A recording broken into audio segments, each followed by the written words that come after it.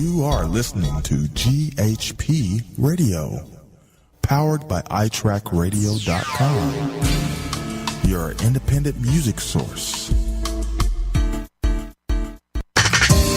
Fresh, new music, right here on the all-new GHP Radio, your new independent music source.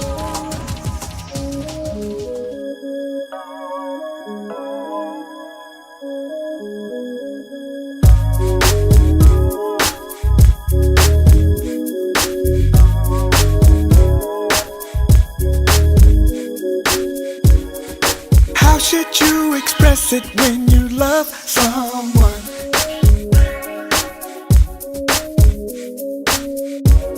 Especially if you're broken and you need some love.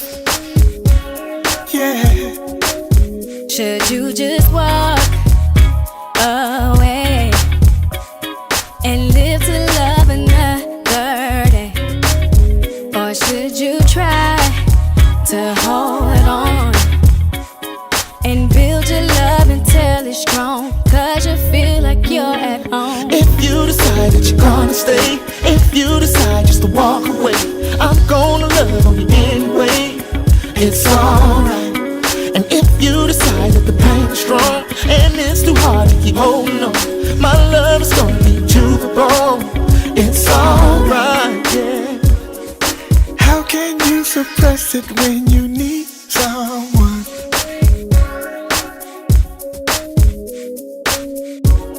Especially if that person is a special one.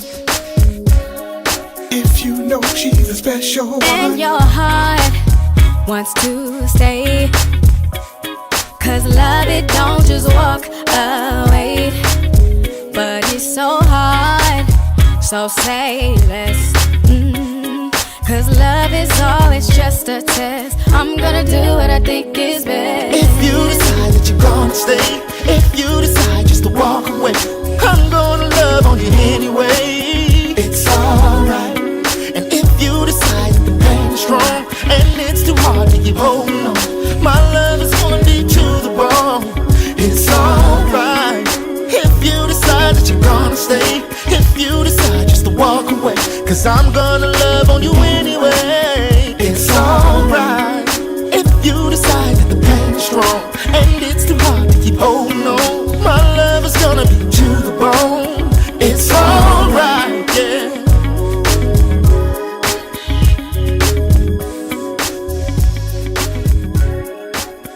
It's alright.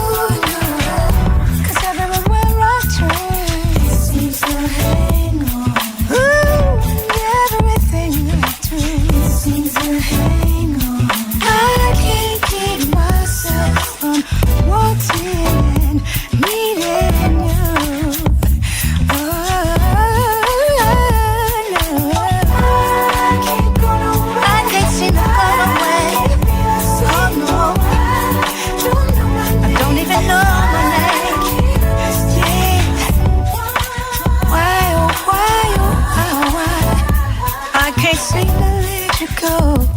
No, no, no. See, we got the kind of love that, you try to walk out the door, but you just can't seem to get out. Just keeps pulling me in. Hey, I can't go nowhere. Can't stay the same.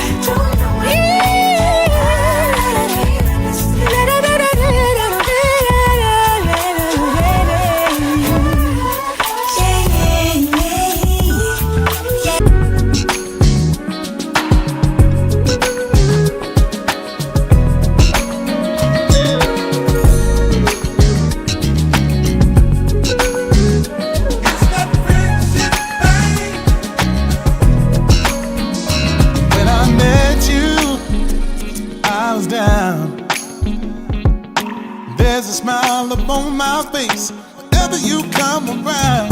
When I need it, you seem to know. You looked at me and grabbed my face and said, pack your things, let's go. Don't you like it? Sure do. Take a first class flight, Hawaiian night, sand between our feet. Trade the bed. Trade it in, girl. For the sweet. Then you hit me with that super love that knocked me off my feet. Whatever you did to me, do it again, girl. Do it again, baby. Ooh, baby. Do it again. Do it again, girl, yes. Give me more love. You're my friend. You're my friend, baby. It's that friendship thing. Do it again. You never break me down. Catching feelings, feeling real. I need some time to rearrange just how you feel. Cause I'm used to being by myself. But everything you add to me is so good for my health, yes. We like it. Cause we like it. In the heat. First class flight, it's a every night. The sand between our feet, yes. Trade it in, girl. For the sweet. Then you hit me with more super love. You knock me off my feet, hey. Whatever you did to me, do it again. Do it again. Do it again, baby. Kiss me, girl. Do it again, baby. Give me more love. Give me more love. About that friendship thing, girl. Yeah. I don't have the time to play a game of hearts. I've got too much respect for love. I'm just trying to figure out the death do us parts. That's why I'm saying no.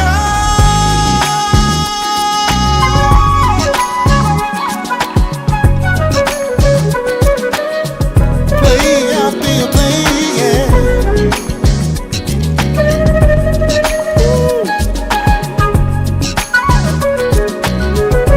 Yeah, no, no, no, baby. Ooh, hey, hey, do it again, baby girl. Do it again.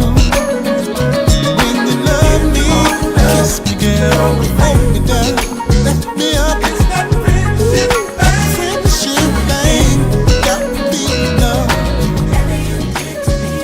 Got me so tied up. Girl, I can't feel it in.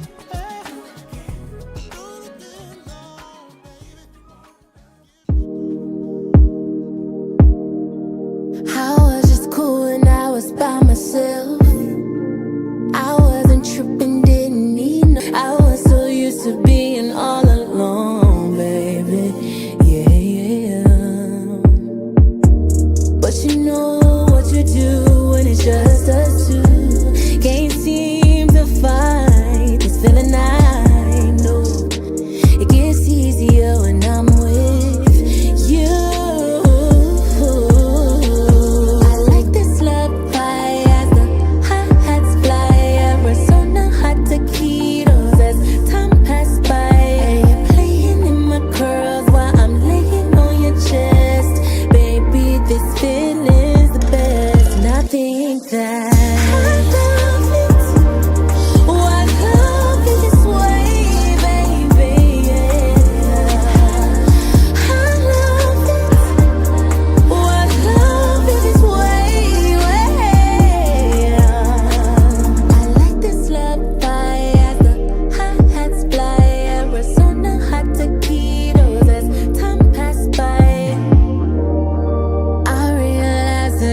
girl you want.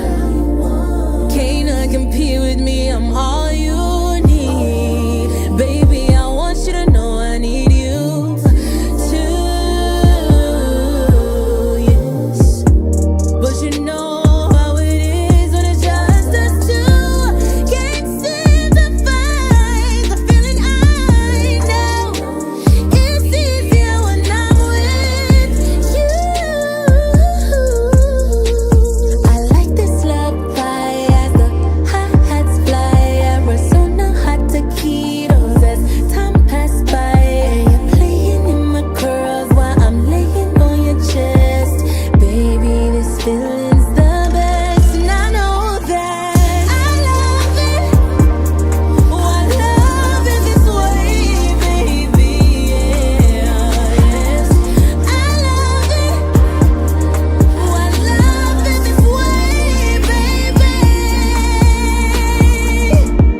This love right here is true. This ain't like what we used to do, no, babe. We turned it all around and found love.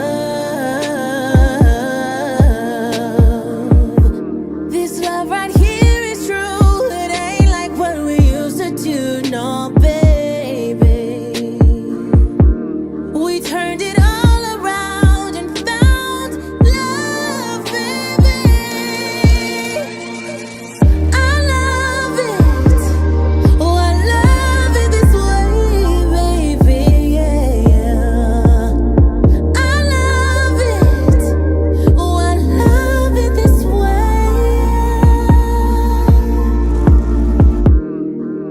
I was just cool when I was by myself.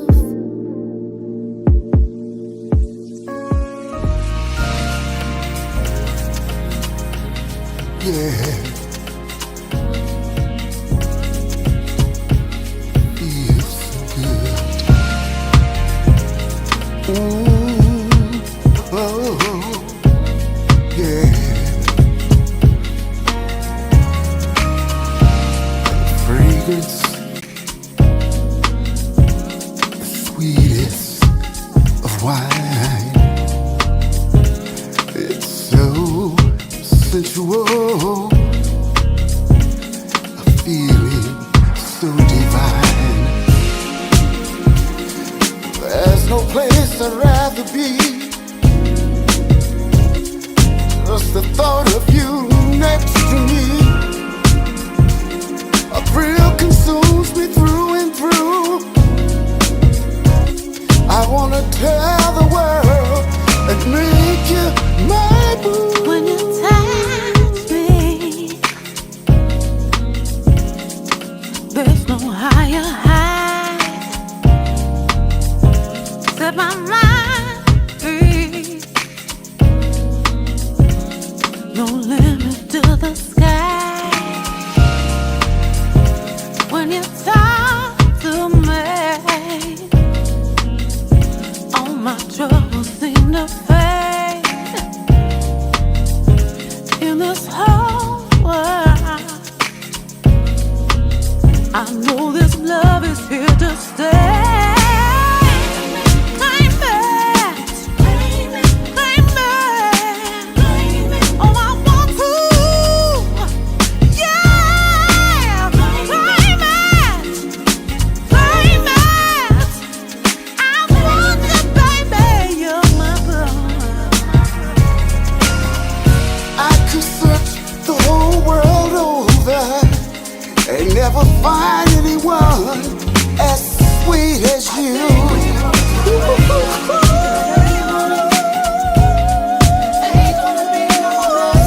Baby, make you mine. Don't you know?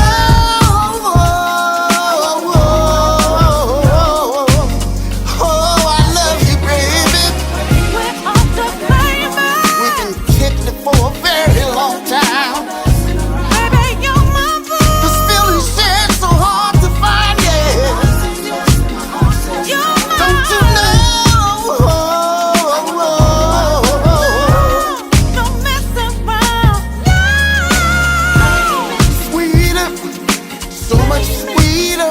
baby. Baby, make your mind. I know I want to please. Oh, it's the way you walk, it's the way you talk. I've never ever seen a man that take a plea. Oh, I'm so fond of you, baby. Come on, girl, come on over here. Come on, baby.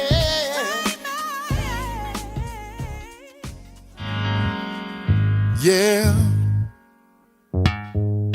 Oh, yeah.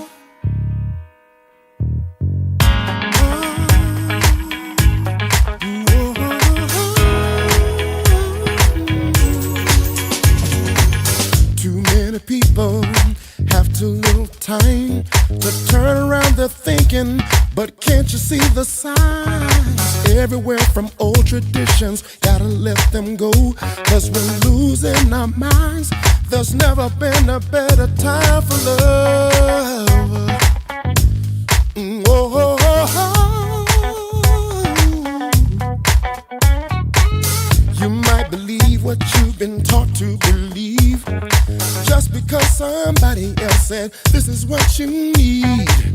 Empty conviction, firm on what you stand. Well, take a look around and see how that's going down. There's never been a better time, brother. There's never been a better time, sister. Haven't we all had enough? There's never been a better time for love.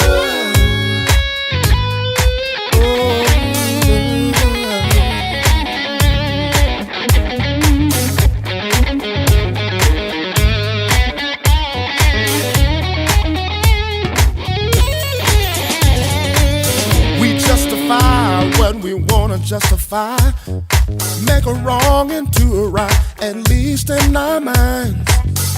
I believe in a domino effect, it can go either way. Can't you hear what I say?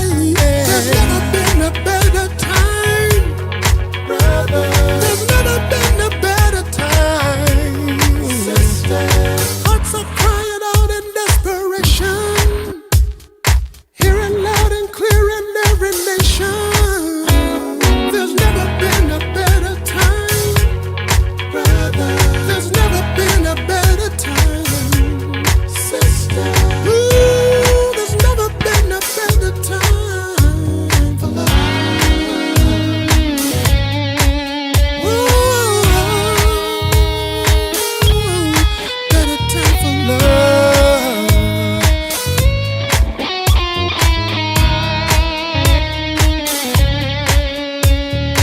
Better time, better time, better time.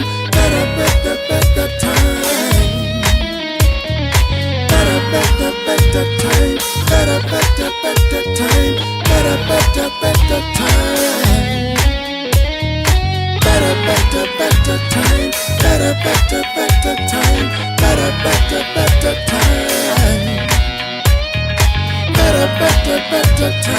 better time. Better time, better time, better time.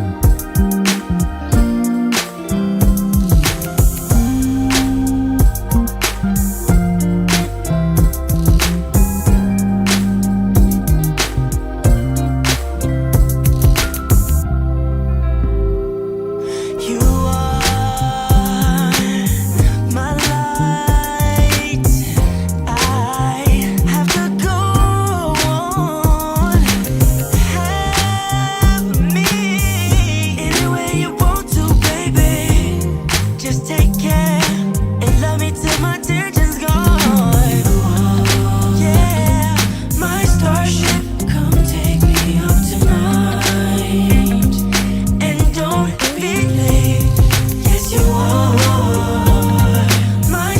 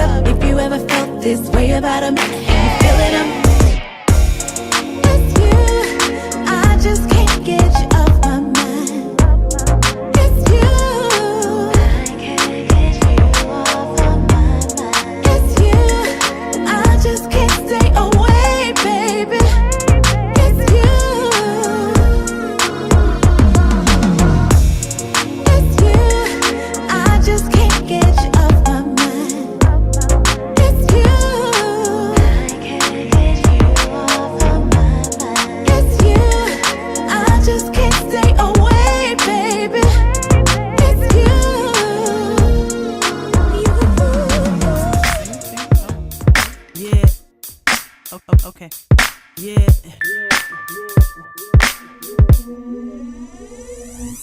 Sitting in this place with a smile on my face, knowing you are in my spirit makes my world dance. Where would I be without you? I can't imagine. So glad I took a chance. Midnight life, oh so sweet. You got my head bopping to a crazy beat. I'm sipping my mojito, trying to let it go. But you know, my heart is just no. My whole universe changed the day I met you. You opened up my soul, you freed my heart, yeah. You gave me courage to make a brand new start. It was no accident me meeting you. Now what should I do? Mid and line, yeah, oh so sweet. You got my head popping to a crazy beat. I'm sipping my mojito, trying to let it go. But you know, my heart says no. Can't let it go. Can't let you go. Can't let it go. My heart it says no. Yeah. Can't let it go. Can't let you go. Can't let it go. My heart it says no. Yeah. All I want is your love, baby. All I want is your love. What have you done to me, sugar? You know you set me free.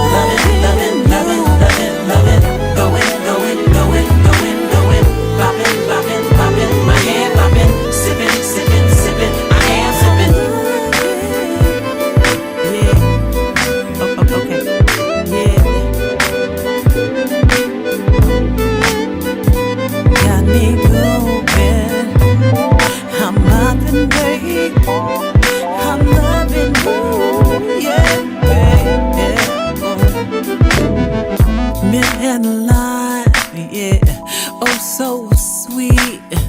You got my head bopping to a crazy beat. I'm sipping my mojito, trying to let it go. But you know, my heart is just no.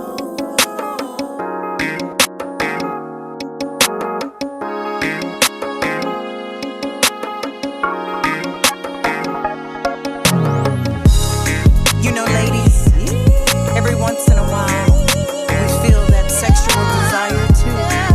Yeah. And we want to control the sexual situation. So listen. 9 o'clock, 3 hours to midnight. I wake up out of my sleep.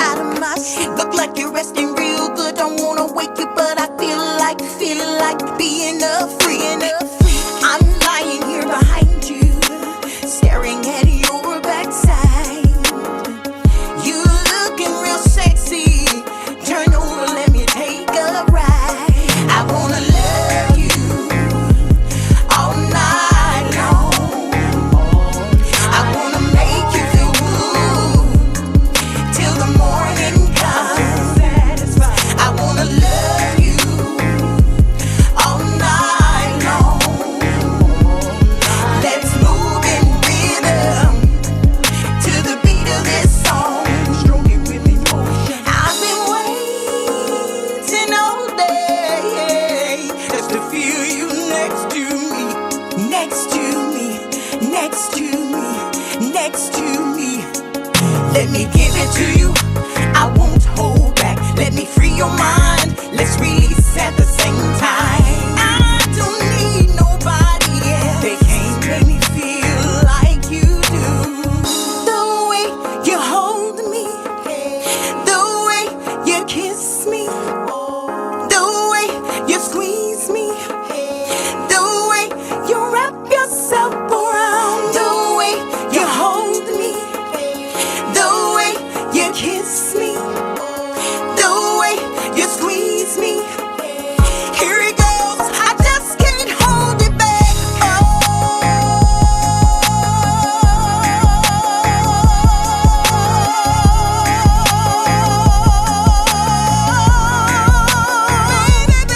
I wanna love you all night long. I wanna make you feel good till the morning comes. I wanna love you all night long. Let's move in rhythm to the beat of this song. I wanna love you all night long. I wanna make you feel good till the morning comes. I wanna love you all night long. Let's move in rhythm to the beat of this song. I wanna love you, I just wanna love you. I wanna love you, I just wanna love you. I wanna love you, the way you hold me, I just wanna love you. The way you kiss me, I wanna love you. The way you squeeze me, I just wanna love you. The way you wrap yourself around, the way you hold me, I just wanna love you. The way you kiss me, I wanna love you. The way you squeeze me, I just wanna love you. The way you wrap yourself around, the way you hold, I just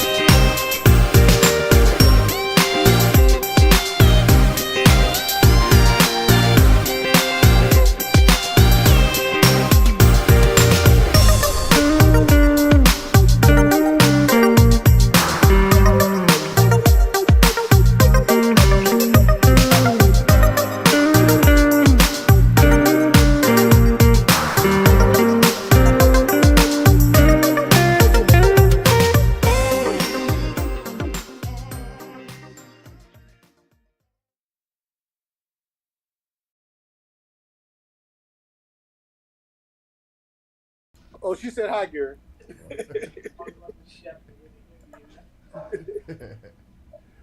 All right, ladies and gentlemen. Welcome to this edition of the Indie Live Spot. I hope you all out there are having a wonderful weekend so far. You know, hope the weather's cooperating in your area. And again, I hope you all are just really, really enjoying. But I want to let you know that we have a great guest today. We're going to talk with him. Got some great music. And I'm talking about Mr. Klassic Man is in the house, y'all. Klassic Man. Yeah. So Right, all right. welcome, brother. How you doing, man? Oh, man, doing good, man. God is good. Doing fantastic. Yes, sir. You're Yes, looking sir. good, brother. You're looking good. Thank you, brother. Hey, as you guys well know, your health, that's the major part of your wealth. Boy, that's the truth, isn't it? Yes, it is. Yes. Gary, where you? I can't see. Well, Sorry, I'm here. I have another. I'm on another actual camera. I got like got a couple cameras. Got So, Yeah, okay. but yeah, man. So welcome to the show. Just want Thanks for having me. send a special shout out to Colleen Keithley.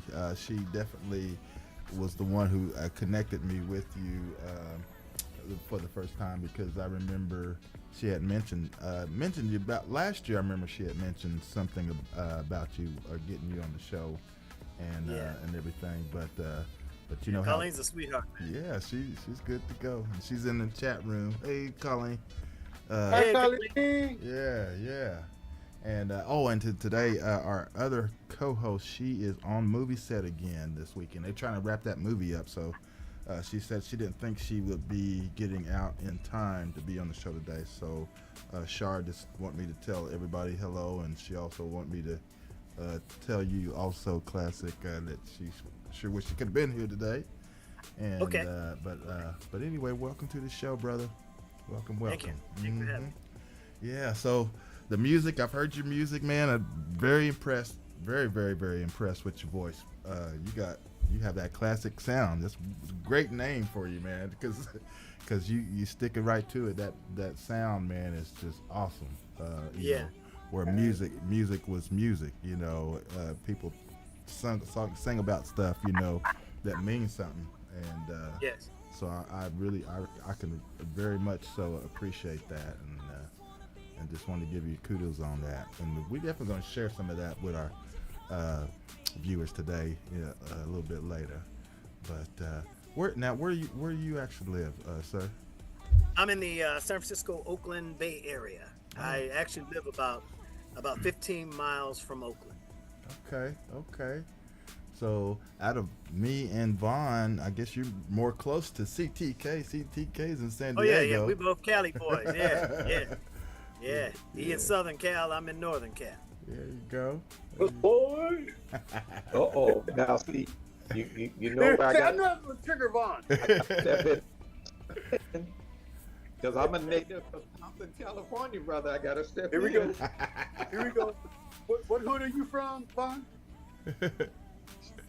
Yeah. What state you from? Compton, right? You're Compton boy, right? Compton. That's right. Okay. All right. See, I'm a Raider fan. Our coach is from Compton. Same here. Yeah. Ain't wrong with a Raiders fan, bro. I was never a Rams fan. I know that, but yeah. That's a whole other story. Yeah. Cool. So tell us, Classic Man, what's going on with you, man? Well, you know, hey, the music, man. Just trying to, not trying. I'm just being my true, authentic self, and preserving the legacy of good music, man. Because you know, you and I and Vaughn and Gary, we were around when funk, soul, all of that was at its genesis. It was at its beginnings, man, and we lived it. I mean, I remember, you know, as a senior in high school, One Nation Under a Groove was oh man, you know, when that came on, I mean, everybody hit the dance floor, whether you could dance or not. This is a chance to out of that beat. Yes. Oh, it was just, you know what I mean? We'd never heard that kind of, you know, what probably Funkadelic was doing. You know what I mean? And ED. Yeah. We were, you know what I mean? We were there when that was first playing on the radio. And so Marvin Gaye was always my favorite artist. And so even today, I have a Marvin Gaye tribute show along with my music. And because, you know, I just don't want what we lived, that music we built during our lifetime, I just don't want it forgotten, man. I just want to preserve as much as I can that legacy. That's why my lyrics, you know, I am lyrically responsible because my lyrics are so, you know, important to me. You know, I write about life, love, and relationships, real stuff. You know what I mean? You can connect the dots between my verses and my bridges, and you know what I mean? Because, you know, some people are just beat oriented. They, you know, they singing odes to evil and not even realize it because it's tucked inside. They're just constantly focused on the beat. But when you listen to Classic Man music, you know, it's about lyrics and rhythm. And it's funny you said it, Gary. You talk about Classic Man. The way I came up with that name for myself was, you know, one day my kids, you know, they saw me and, Dad, your beard getting gray, man. You getting old. I said, no, I'm not getting old. I said, but I am classic, which means the older I get, the more value I have. I am not decreasing in value the older I get. I'm increasing in value because now these gray hair mean I can teach. You know what I mean? Hey. So through music, I'm teaching, you know, about life, love, relationships, responsibility, all those things, man. You know what I mean? So that makes me a classic man. Technically, all you brothers are classic because as you increase in age, you're increasing in value. Some are more classic than others, yeah. Some more classic than others. Hey, I heard Muhammad Ali said, he said, if a man is thinking and living like he was 30 years ago, that man has wasted his life. Yeah. That's right. Yeah.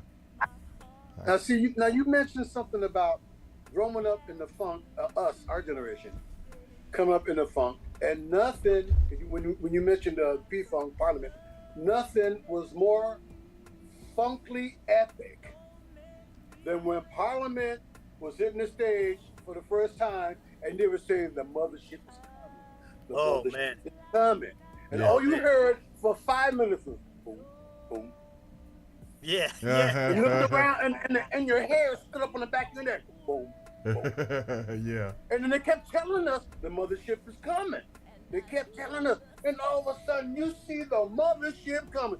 That was I went to the concert, man. I was there too. Do you remember at the concert? Yeah. You remember and when at the concert? George Clinton landed, when George Clinton landed and the skip opened up. It was the bomb, boy. It was awful. Yes. Yeah. And do you remember how? It didn't get any better after that. Yeah. Do you remember how in the concert they kept teasing Flashlight? It's like after every song they would go dun, dun, dun, dun, and cut it off. Yeah. And They did. I was just saying the other day. You remember how the only record I knew growing up, well, Millie Jackson, but that had cussing in it was the Isley Brothers, "Fight the Power." Fight the Power, yeah.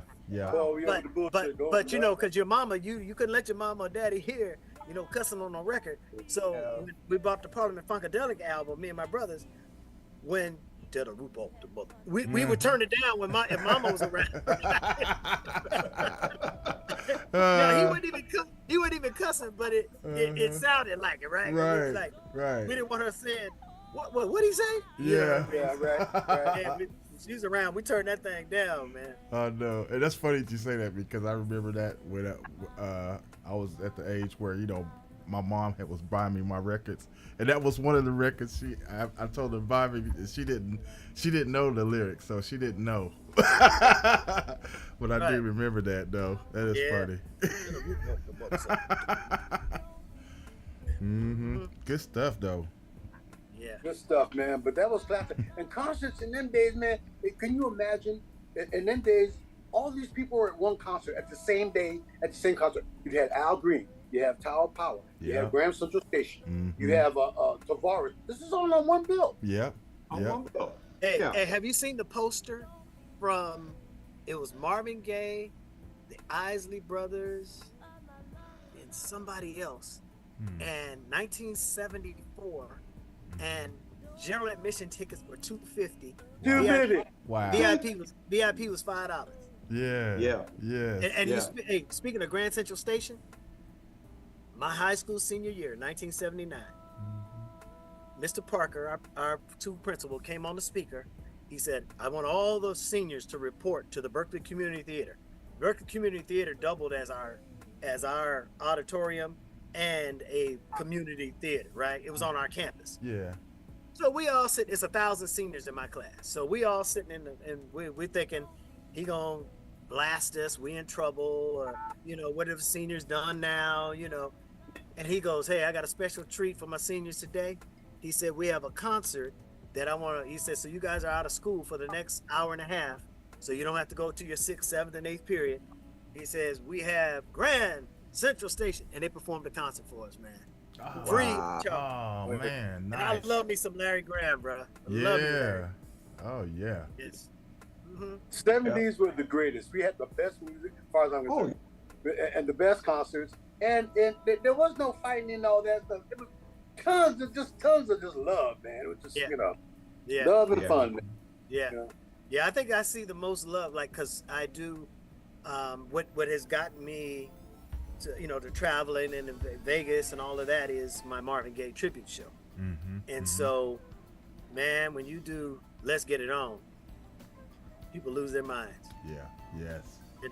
And I kind of set it up to where, I literally talk about, hey, the videographer wanted to know before this next song, because it's so hot, where he should focus the camera. So I need to look in the crowd and find out where he should focus. So the videographer, the cameras come up in the front of the stage, right?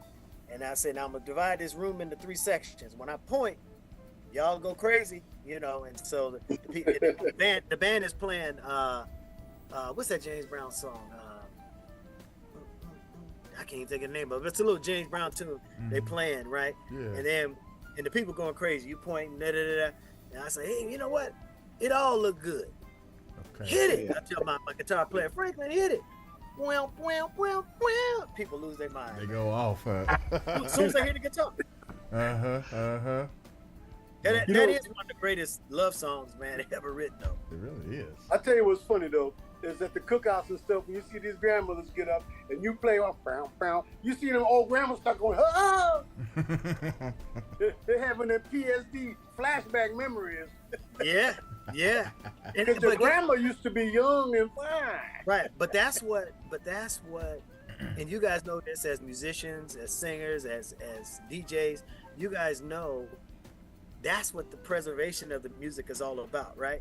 We're creating new lyrics, maybe new rhythms, but we're using those chords and those chord progressions to remind people of when they were young. Yes. And when because we want them to say, that sound that kind of reminds me of something that they really liked back in the day. Oh yeah. I like that. Yeah. Because the thing about it is, what I kind of connect with is like, I'm hearing what you're saying and it's taking me back. And my question to you is, when you're doing like your Marvin Gaye medley, and I know you got a medley of them all together. Yeah, I do. Which one gets the biggest response when you're Let's doing get it on. Let's get it on. Let's get it on. Is Let's Get It On, or is it Distant Lover? Well, I tell you what I do. In the beginning, I do a pledge. In the beginning of my concert, I do a pledge, right? And I say, ladies, do you promise that when we sing Let's Get It On, what's going on? You're going to scream and give us the Marvin Gaye live experience, right? Right. And so, Let's Get It On gets the biggest response. But Distant Lover, I think if I was to poll people, that one, you're right. You're right. You're right. Version, I remember that woman in the background. And that's how I do it. I do the live version. I do the live. Yeah. I do that whole. Yeah. Oh my gosh, Marvin killed that back in the day. Oh, he did. He'll get the same impact that people like they heard it for the first time, man. And I just want to say, you know what? I'm gonna pay attention. I'm going to pay close attention, just because of that. The next time, and I'm gonna check because the way I set up Let's Get It On, I'm so used to that having that response that I never compared the two. But I'm gonna do that next concert because you, brother. I'm gonna compare. Yeah. I'm gonna compare the next. No problem. Because see, what I try to do as a programmer for the radio station, I don't mind, because to me that's all Black American classical music. Yes. Really, it is. And so when you talk about ballad singers, when you talk about R&B, when you talk about soul and the blues, all of that is Black American classical music. Absolutely. And the format of the station that I work on, it's basically jazz. So jazz is classic. All of that stuff I just mentioned is classic.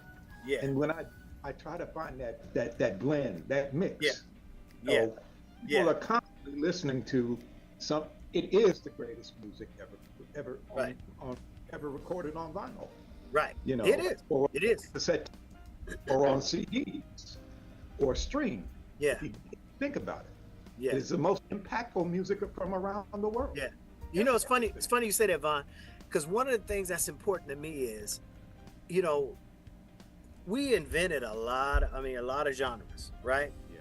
But what really as they say, chaps my hide is the fact that we've allowed in the industry, because when you said soul music, that identified us. Sound like Bobby Caldwell. He sound like a soul singer.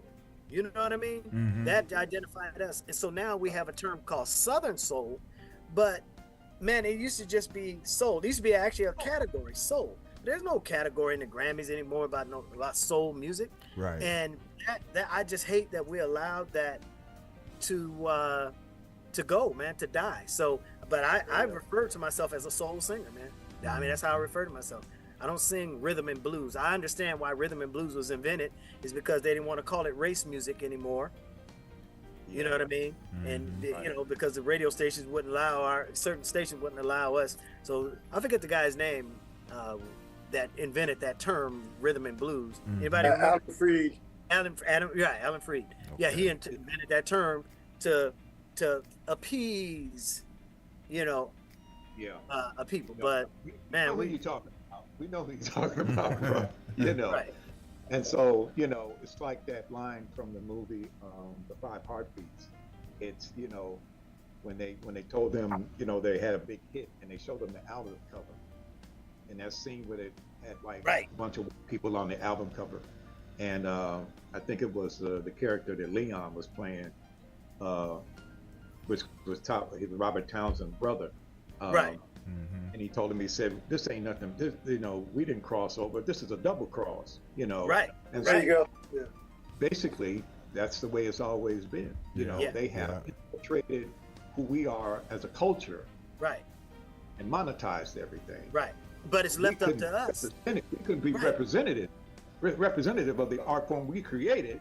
Right. You know, because of what was going on in the country during that time period. And so basically nothing's changed except, you know, they're not as well, they're more manipulative of it now than they've ever been. So that's a whole other but I'm gonna stay true to the music though, man. I feel you, but that's what you got to do. That's what you got to do. 'Cause we bring so much spirituality to everything we do. You know, and it's locked in. You can't. It's locked in. Because you know. Yeah, my song, Love. You play jazz, right, on your station? Jazz. Yeah. I have my song Love Frequency is playing on at the jazz station in Vegas, the big jazz station, 96.5, I believe, KUNV is playing. Love Frequency is playing out there. Okay. Yeah, it's nice. It's very nice. Who's on the saxophone that's on that track with you? You guys are familiar with Rick Alexander? Rick Alexander. Yeah, he's done a lot of stuff with Tony. Oh, okay. Yeah. Okay. Yeah, Rick Alexander. Yeah. He did that thing on that sax, man. Smooth. We're definitely gonna let our listeners and viewers today hear that one as well, because it's nice. And what we'll do is before we play them, I'll kind of tell you what was the foundation of me writing, because my song, none of my stuff is I don't write make believe. It's either stuff I've heard or I've lived or gone through or whatever. You know what I mean? That's right.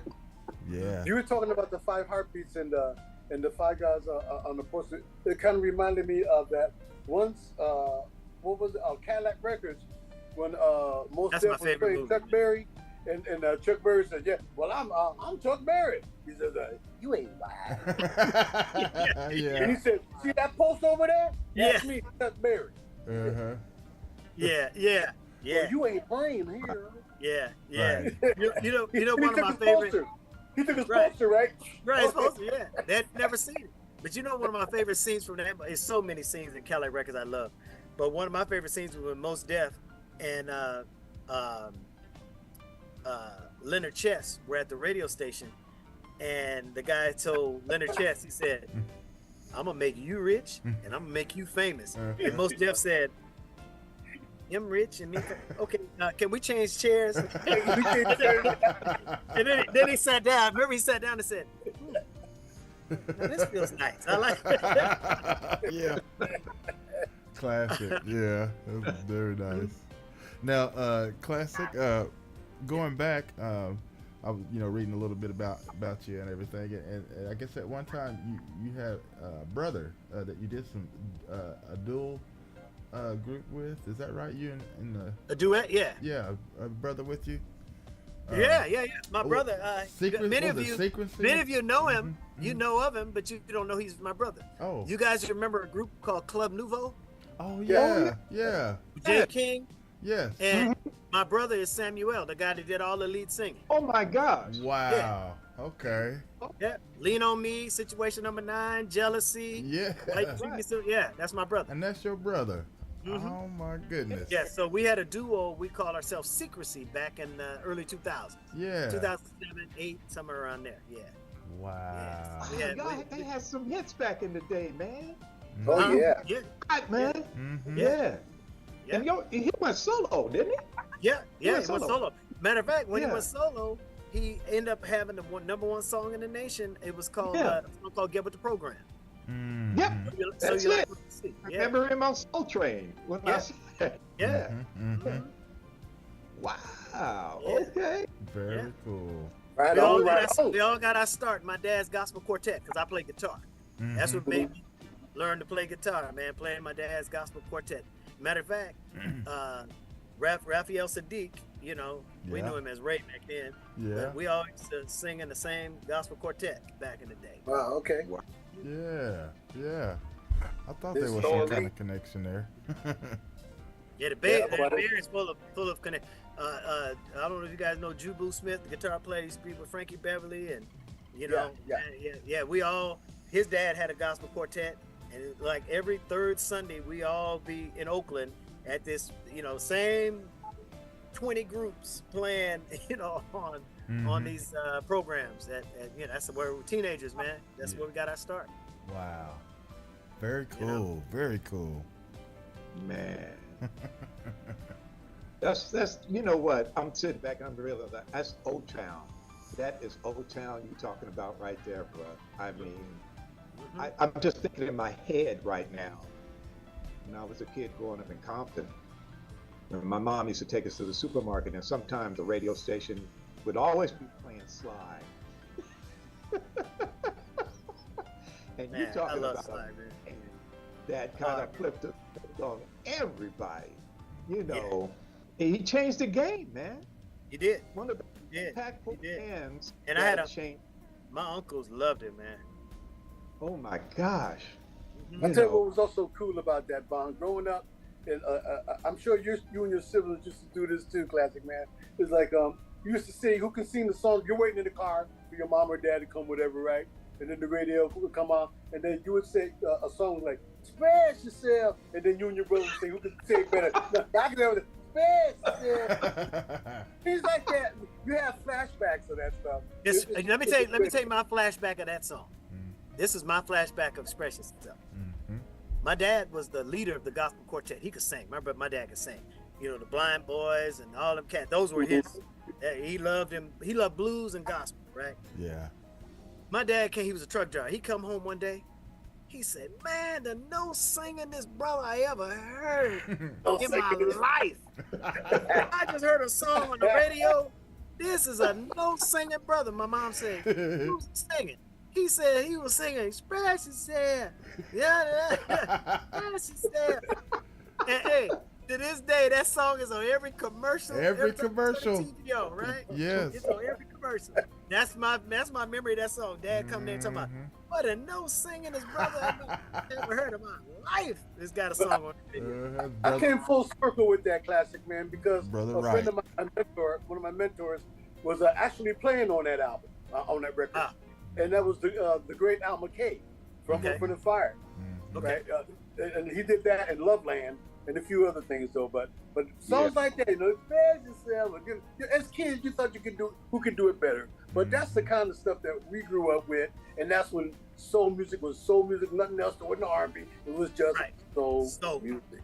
Yeah. Now you got Koreans ripping off MC Hammer's whole act with 100 dancers on stage and doing this stuff and shades like it's something new. Right.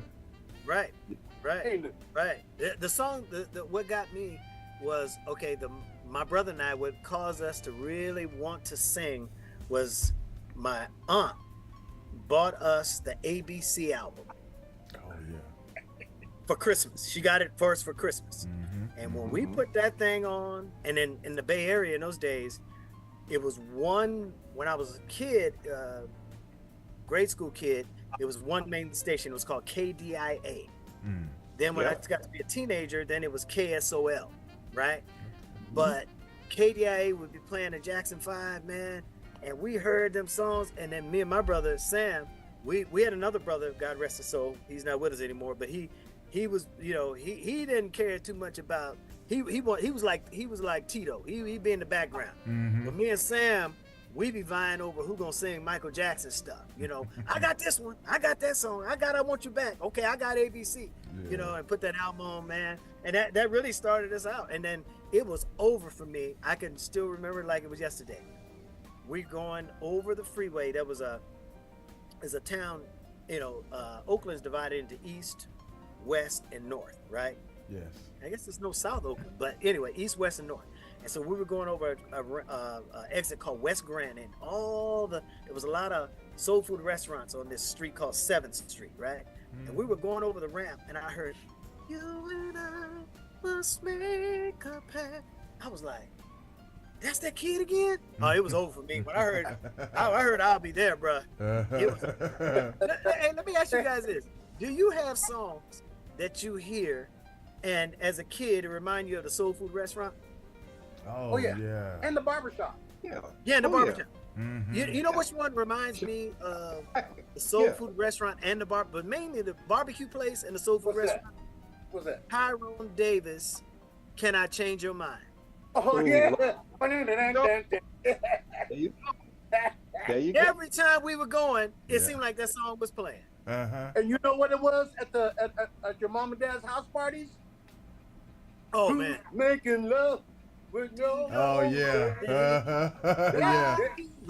Our parents was feeling that. Oh yes. Yes. Oh, those are good old days, man. Your parents had them house parties, man. Oh yeah.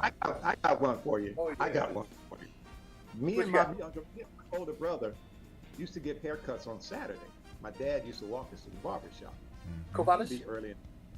We get there, and it would be crowded. You know the conversations the old guys be in there having when they're in the barber shop, like they can solve the world's problems at the top with Jet and Ebony.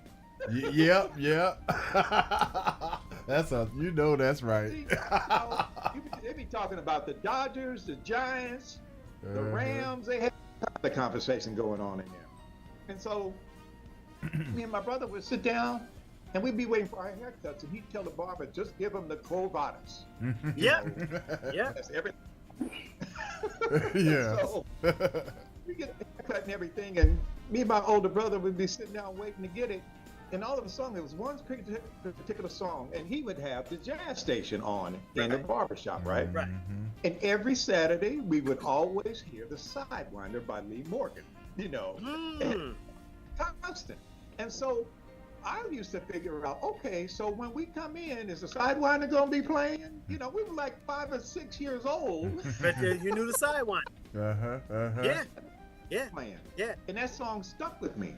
Yeah. And I remember when I actually started listening to the jazz station when I got older, probably I was like maybe 10 or 12 years old, I would be, you know, repeating the trumpet solo by Lee Morgan, you know. Yeah. You know, and it was like, wow, how did I do that? Because I've heard this so much growing up. Yeah. Hey, Vaughn, you just triggered another memory for me, man, because you're so right. And I talk about this in my show. So my show is broken up into, I start with the old Marvin Gaye, with my Marvin Gaye show, I should say. It's broken because I got 2 shows. I got the Classic Man show and the Marvin Gaye show. So the Marvin Gaye show is that old stuff like Ain't That Peculiar, How Sweet It Is, you know, start with that. Then I get into Come Get to This. But then it's devoted, then you got your Let's Get It On and all, and Distant Lover. But then I got the political set. What's Going On, Mercy, Mercy Me. Oh, cool. Inner City Blues. So when I'm doing Inner City Blues, I've created a monologue where I'm talking about, you know, in 1965, you know, the beat is boom, boom, boom, boom, You know, and the Congos are going, and I'm talking about Oh, yeah. 1965. Martin Luther King along with Lyndon B. Johnson, they signed the Voting Rights Act, blah blah blah blah blah, right? And then I talk about the fact that we begin to vote, but then Black Americans all across America began to unite, and we had the Black Panther Party, and then I said as a means of a symbol of freedom, we began to grow our hair long. Dude, I remember my mom and dad sitting at the dining room table, because when you go to the barbershop, yeah, give them a Covadas, right? Cutting your hair all down low.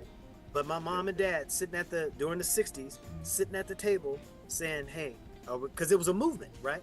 Are we going to let the boys grow their hair long? And dad said, yeah, I think I want to grow mine too. Because it was a symbol of independence and freedom. Yeah. You know what I mean? It wasn't just style. It was a symbol of, and in my show, I talk about the fact that not only that, did we grow our hair long, we developed handshakes. We had the clenched fist, and I talk about how Tommy Smith and John Carlos stood on the podium in 1968, black glove on, right? James Brown coined the song, Say It Loud, I'm Black and I'm Proud. And dude, it is nothing funnier to me. I shouldn't say funny. It's exciting to me at a show to see, because my shows have a mix of white, black, Chinese, and when I see non-blacks stand in front with their fist raised, and they're going, I say it loud. They go, I'm Black and I'm proud. That is. That's all right though. I like that. Yeah, man. Yeah, but we grew our hair long as a symbol of independence, man. Yeah. The culture on the West Coast was something else back in the 60s, man. Yeah. I had cousins in the Black Panther Party, and I had another cousin that was part of the Malcolm X organization. And so it was just like Oakland was the Black Panther Party. Oakland was like revolutionary. Dude, I used to see Huey Newton in high school. I was gonna say Huey Newton almost every day. Yeah, but he was just Huey. Bob You know what I mean? Steele, all them cats, man. You know, it was just like, golly, H-Rap Brown and just it was just the energy. The West Coast was on fire, man. Yeah. You know, I had experience in high school. Revolution going on. Yeah. You know, Dr. Ron Karenga and all them. You know, down in Southern California, and that's how Kwanzaa got put together. You know. I didn't know that. That's how Kwanzaa got started, you know. And so it was a lot of stuff going on. I remember growing up, and, you know, we got to find out about, you know, the Watts Writers Workshop was going on in Southern California, and that's where cats like Roger Mosley came around. No, but the actor Roger Mosley, right? Yeah. Marla Gibbs was around during that time. You know, they were young actors and actresses and playwrights and stuff like that going on. Yeah. So it was like heavy duty stuff going on on the West Coast back then. But the music, man, look, bands like War were playing. Oh man, I love me some War, bro. Don't know why I get to die. I like them. Yeah. Hey man, I remember high school, man. We had I worked in a youth employment program, and they had a bank downtown Berkeley, because I grew up in Berkeley. They had a bank downtown Berkeley that would cash the student checks. And so one day I'm walking past this record store, and this brother, he says, hey young brother, you know, this is in the 70s, right? Hey young brother, how y'all doing? Me and my partner, you know, hey, what's going on, man? You know who I am? No. He said, well, your parents probably know who I am or whatever. And and he said, when we chopping it up, but we try to get to the bank, get our check cash, right? He said, well, tell your parents you met the guy that coined the phrase, the revolution will never be televised. Oh. It was Gil Scott-Heron, bro. I didn't know who he was. You know, he's just another, when you from Berkeley, man, it's a million Gil Scott-Herons walking up and down Telegraph Ave. Yeah. You know, but Gil Scott-Heron, man. Because that was a true that's a birthplace of spoken word. Yeah. Do you know Richard Pryor became the Richard Pryor we know in Berkeley? In Berkeley, yeah. Yeah, I read his. I saw his autobiography, or read his biography, and he was trying to be like Bill Cosby back in the day. Yeah. And literally had a nervous breakdown on stage because he wasn't being himself. And then that's when they told him he'll never play Vegas again. Oh, dude, he was hanging on the chandelier in one of the casino's lobbies, man. He was just nuts. He had gone crazy. Wow. And he cussed the whole audience out, the whole nine. Yeah, he cussed the audience out, the whole nine. Came to Berkeley and just became the Richard Pryor we know. Wow. Yep. Yeah. Yep. That's pretty wild. Well, man, why don't you tell us a little bit about the Love Frequency track? Love Frequency. Love Frequency. Love Frequency, man. Love Frequency is about, and you know, because the term nowadays, everybody's talking about vibing, right? Yeah. But a lot of people have never even studied what vibing is. They just say it because somebody else said it, right? But we're not vibing. They don't understand that. Music people understand frequencies and vibrations, right? You got high and low frequencies and vibrations. And we as humans, we're electric, man. We're full of energy. And we vibrate either on a high or low frequency by how you think. Yeah. And your thinking, you know, your doing will never supersede how you think, right? You know, even the good book says, so a man thinketh, so is he. So this song, Love Frequency, is about a brother that he was just kind of going through life. You know, he had been through some things, and all of a sudden, you know, he dating and having a ball. Then he meet the one, and he can't figure out what's going wrong with him. He can't eat, he can't sleep, he can't, you know what I mean? He's just not his normal self. He don't want to go out. He don't vibrating on that low frequency anymore. He actually tapped into love frequency. And now that he knows, once he has a dream, he figured out, okay, all right, now I know I'm good now. Yeah. You know, I love you, baby. Cause yeah. Yeah.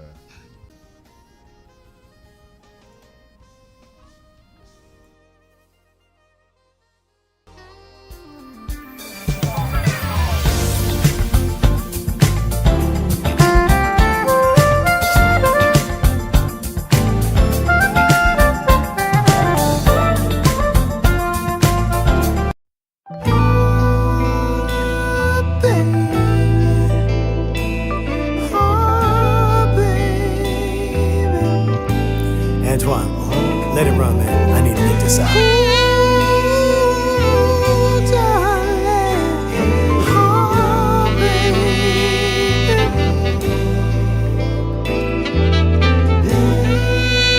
There's a silent war within me.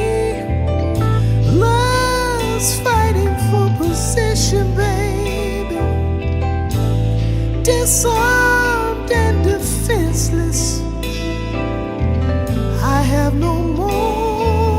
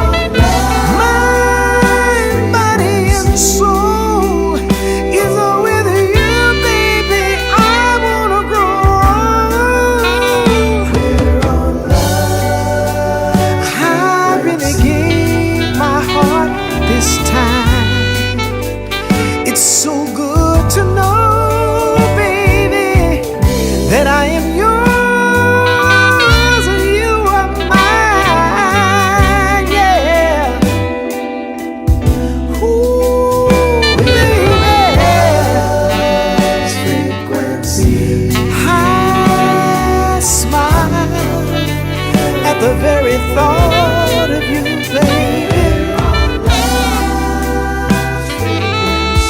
I finally made it to paradise, and I never wanna leave, baby. I never wanna leave this place. I love where we are. You're my shining star. You've changed my life.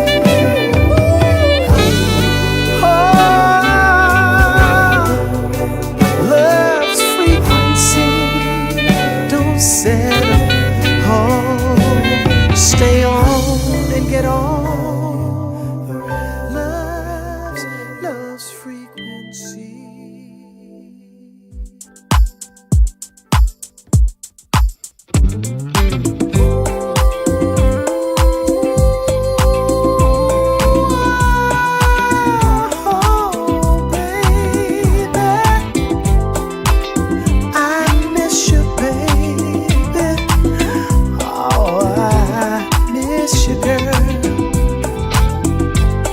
Never thought we'd be in a place where we weren't sharing each other's space.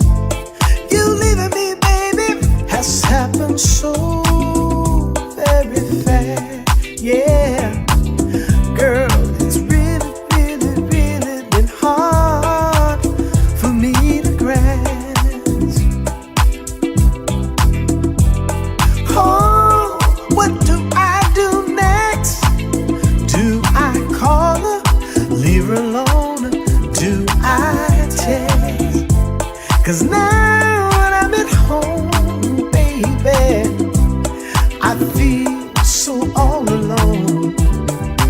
It's not the same since you've been gone. Wondering if I hear your ringtone. Everything I do reminds me of you, oh baby. Everything I do, baby, reminds me of you. Ain't no sunshine when you're gone. Remember the first time I walked in the house, I forgot that you weren't there. Tried watching our favorite TV show, but baby, it was too hard to bear. Oh, what do I do next? Do I call her, leave her alone? Can't help myself. So I turn on the radio. It was playing our favorite song. Lost without you, I can't help myself. Lord, been missing you since you've been gone. Every little thing I do, oh, reminds me of you, baby.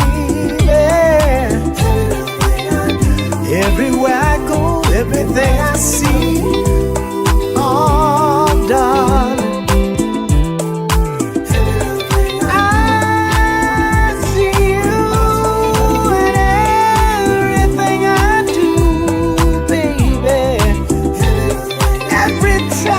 Turn around, I see signs of when we were together, baby.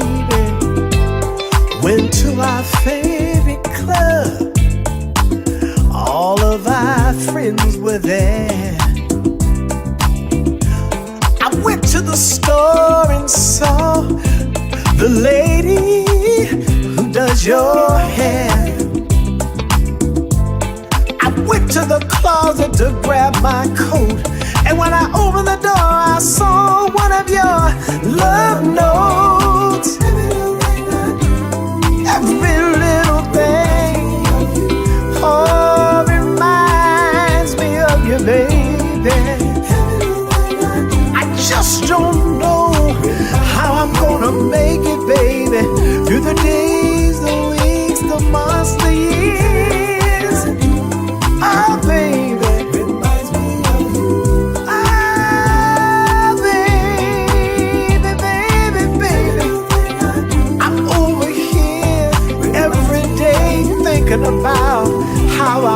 my baby. Every little thing I do. We don't have a slave master. We'll build one. We'll get one. We'll make one.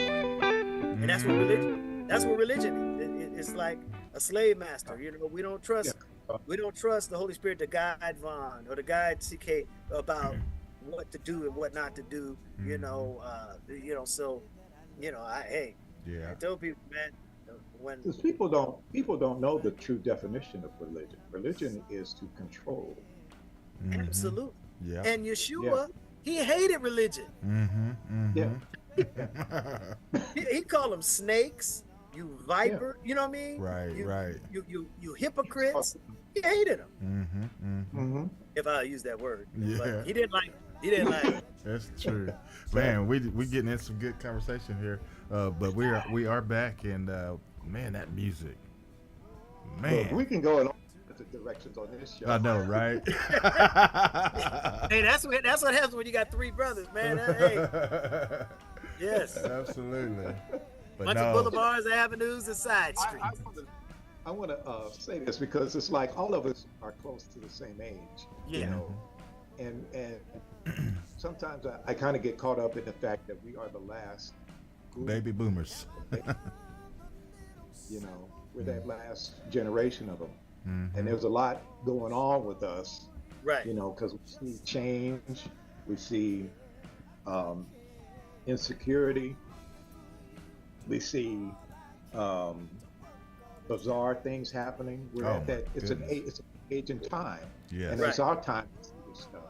Right. You know, how do we adjust to what the changes are? Because we didn't experience what our parents experienced. Yeah. But we came in on the tail end of it, though. Yeah. You know, I'm like you, Klassic Man, because you know, coming up during that I grew up in, at the beginning of the 1960s, and so you know, I remember the sign for the water fountains and the and the bathroom doors and where we could sit at in the theater. You know, I remember those days, and slowly but surely that started disappearing. You know. Yeah. We saw our parents. Yeah, we saw all of that. So we're the last group of people that saw the tail end of Jim Crow. Right. So, it's just an interesting. We're in an interesting time period in our lives. You know, I got two sons. You know, and I try to put as much history in them young men as I possibly can. Yeah. You know, because that's what we're here to do. We got to leave them with something to understand how this thing has been working for so long. Especially now. Yeah. Now you know who was huge in our generation, and I have three biological sons. I have a daughter, but I have three biological sons, and I just like you, Vaughn. I put in them, and they're up and they're teaching my grandkids, you know, about guys like Muhammad Ali, bruh. What he did was epic for his day. Yeah. You know, to stand in front of white America and say, "This, I refuse to go fight in a war," because they've never called me names. This is where I can't eat. I can't eat in these restaurants. Not in Vietnam. So I'm not gonna fight. And so a guy asked me one day. He said, "Why do you think they killed Martin Luther King and Malcolm X, but didn't kill Muhammad Ali?" Because he was just as outspoken as they were. I said, because think about it. When he didn't step forward in the draft, and this video of this, when he has his Fruit of Islam hat on, and he said, "I will not dishonor the Honorable Elijah Muhammad, nor the Quran, nor the Nation of Islam. So if that means that I have to stand in front of machine gun fire today, I am ready to die." So hold on. If I kill him, I do him a favor. Because this man said he ready to die. Yeah. So we might as well leave him alone. You know. We'll mess with his money, take his license and all that, but ain't no sense of killing him because, hey, he said he ready to die. Yeah. So you can't terrorize somebody that's willing to. Yeah. Yeah. Terrorists have no effect on a man that's ready to die. That's right. CTK, you on mute. You on mute, CTK. That's the most dangerous man right there. A brother that isn't afraid to die. Right. You can't terrorize him. You know, if Von tell a cat, hey man, hey, I'm ready to die. And he go strap a bomb and grab Von by the arm. Von like, come on, let's run. He don't want to do that. You can't terrorize a guy a country that's okay, whatever. Yeah. But yeah, Ali, man, he was man, I remember and they got all over YouTube, man. All this stuff is popping up. YouTube of him and Howard Cosell riding in the car, right? Yeah. And they have a conversation, and this guy, forget it, Ali's photographer, but there was a videographer there too that was filming all this. And Ali was like, man, you go around telling people you made me. I made you. He said that watch you got on your arm, you bought that with the money you've made following me all over the world. Yeah. Because if it was no Muhammad Ali, they have no reason to send you to Germany. They have no reason to send you to. And Ali set him straight, man. And Howard just sitting there listening. and as my country uncle used to say, looking like a possum eating beans. Yeah. Because that was one time that they shut him down. He couldn't say nothing. Usually he's always talking. So I know. Yeah. And now, Klassic Man, I love the Marvin Gaye stuff that you do. And I love what you're doing with that. Yes, sir. That brings me to ask this question. Have you thought about redoing Mercy, Mercy Me? The lyrics in that song alone are so powerful and stand true for today with the poisoning in the water, mercury in the fish, all that stuff that is still going on today that Marvin was singing about. Yes. Back then, that was a very socially conscious song back then. Oh yeah. And how it still fits in with today. When you think when we were hearing it as kids, younger, we just like grew up, right. We just, we grew it. But now the words never ring more true. No, for sure. That's and that's a part of my set. But you asked the question, would I redo it or cover it? My reverence for Marvin is so high and strong. I don't even think my lips could even form words in a studio microphone to try to redo such a classic. So I'm not saying I won't ever, but right now I couldn't even imagine. I get it. I get it. That's like you're asking some young sister to come up there and sing some Whitney Houston at full bore. I get it. Well, I'll do the song, in my tribute show, but to re-record it, it'll never be greater than what he did, man. You know what I mean? It's like that's and then again, understanding the climate, how Berry Gordy hated it, you know what I mean? Yeah. But his thing was, now him and Curtis Mayfield had the same mindset during that time. Another great brother. Marvin's brother Frankie was in the Vietnam War, and when Frankie came home and was telling Marvin all the stuff that's going on, Marvin was like, how in the hell can I be singing about baby and all this stuff? Right. And our brothers are dying. They putting the brothers on the front to die, in precarious positions. And Curtis was the same way. All that was going on. The Impressions wanted to keep making money singing, hey baby, this and that, the other. And Curtis was like, nah, man, there's a consciousness that, it's almost like Bob Marley. Remember, I think 80% illiterate. So when he was doing his lyrics, he knew that people couldn't read, so he was teaching them about what was going on politically through his lyrics. Right. So that's what Marvin and Curtis was doing. We weren't illiterate, but they knew they put it in the song because they were big at the time that we would get it. And look at us now, 50-some years later, CTK, we talking about how strong those words are. Now, let me tell you why, and I believe Marvin on this. I don't know if you guys ever saw the interview. Marvin would talk like this, be kind of soft-spoken. Yeah. Well, and the guy said, well, how did the What's Going On album even come about? And he said, Marvin said, and he's at a coffee shop, and he took a sip of his coffee. He said, God asked me if I could put away my romantic fantasies long enough for him to write an album. And I told him yes. And so God wrote what's going on. There you go. I remember hearing that. There it is. That's deep. There it is. Is the Bible out of style? No, God inspired men to write the Bible. When God inspired, bro, it never goes out of style. That's right. It is true. It is truly one of the greatest, if not the greatest, composed work of art in the history of mankind. I agree. I totally agree. Totally agree. Yeah. I know for a fact that I'm kind of like a nut, a history nut anyway. So I just want to let you know. Thinking about how many times, and I'm not big on Rolling Stone magazine too much, but I did notice for at least 10 years of them doing the 500 greatest albums of all time. Oh yeah. That album has stood at number one at least 10 of those years. And remove it from its top spot. That is because and the thing about it is, what you look at about that album is that it is timeless. Right. No matter what decade you go through, the album still speaks prophecy. Yeah. Prophecy, right? It's a prophetic artwork.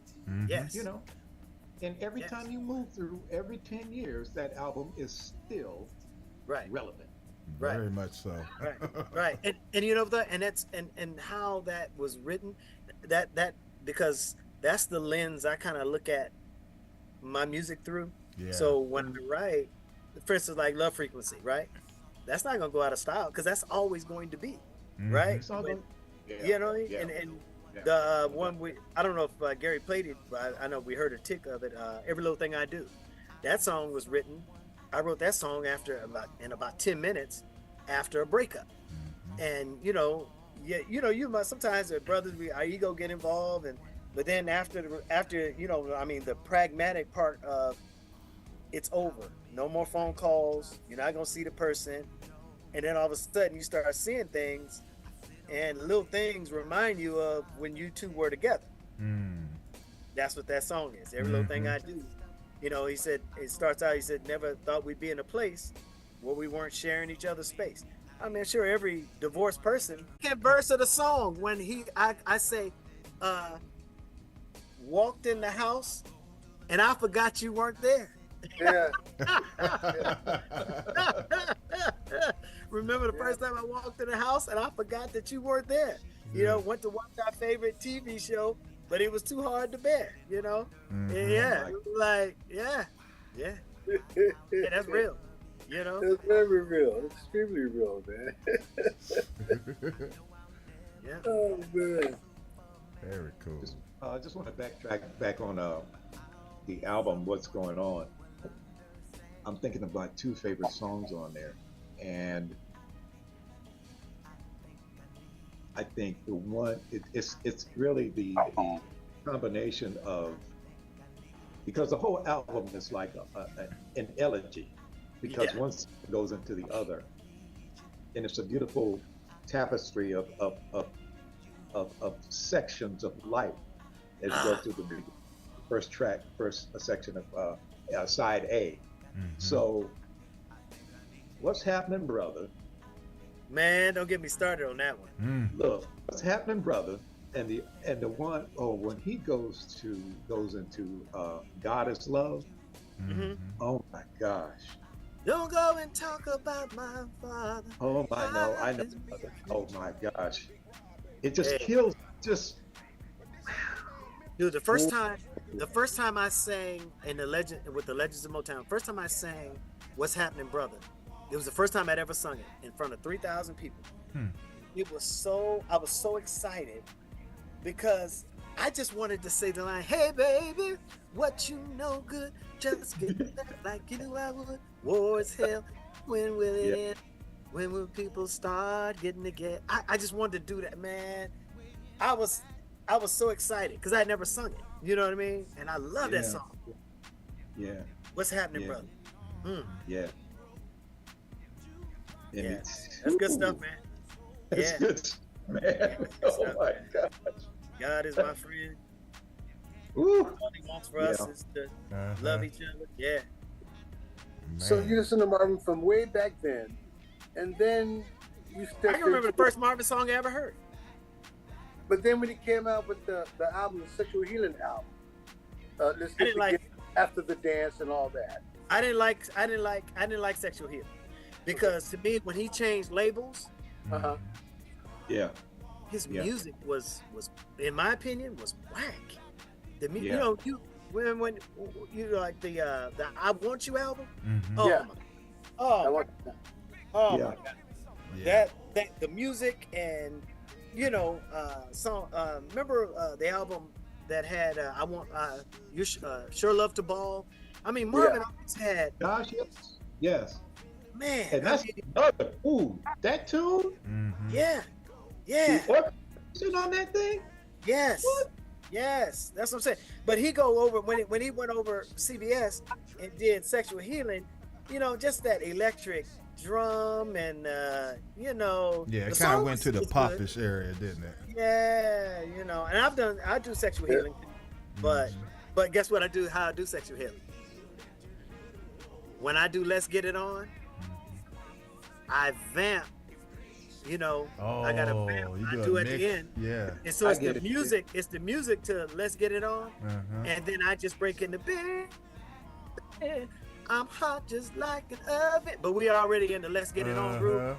We don't. That music doesn't change. Doesn't change until I say, whenever blue drops are falling and emotional stability is leaving me. There is, you know, when we get there. That's when the music changes. But until then, we're in the Let's Get It On groove, man. Yeah, I like that. I'm giving all my secrets, man. Hey, hey, people, still come to my show. Still come to my show. Tell.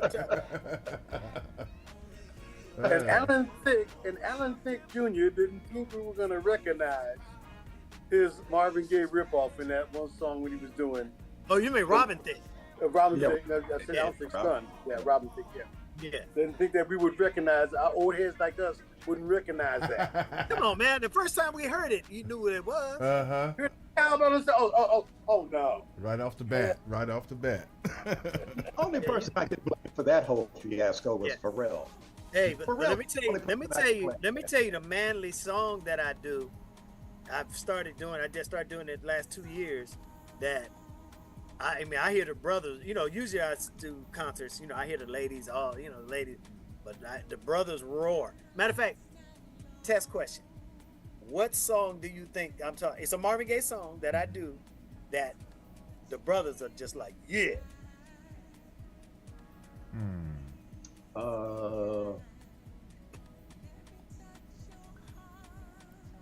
Think about it.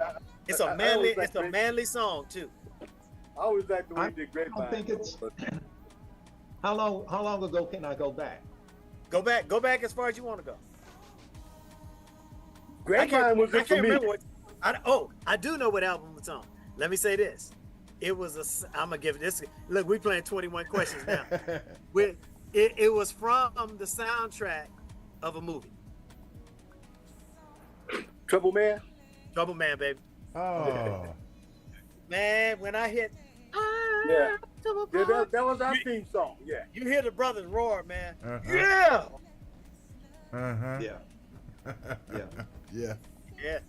I'm still trying to figure, because here's the thing. I'm gonna have to go back and check the records, but Marvin, the movie came out prior to Stanley Turrentine's version of "Don't Mess with Mr. T," if I'm not mistaken, right? Well, you a aficionado, baby. That's what we got. No, I ain't heard that name, Stanley Turrentine, in a minute. Yeah. Because I mean, you can tell that it's almost similar. I mean, it sounds so, because that rhythm, that, and you know, and Mark, oh, come apart, baby. Right. Oh, cool. You know, and then Stanley is doing on that tenor sax, and I'm like, oh my gosh, and I'm still trying to figure out which came first. Is it the chicken or the egg? Because it's like them cats be killing it, man. But just the beginning.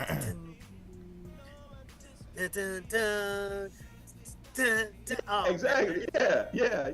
You know, and it's so soulful. Oh my gosh, it just drips with soul. Hey, let me ask this: have you guys ever heard Marvin do his version of the Beatles Yesterday?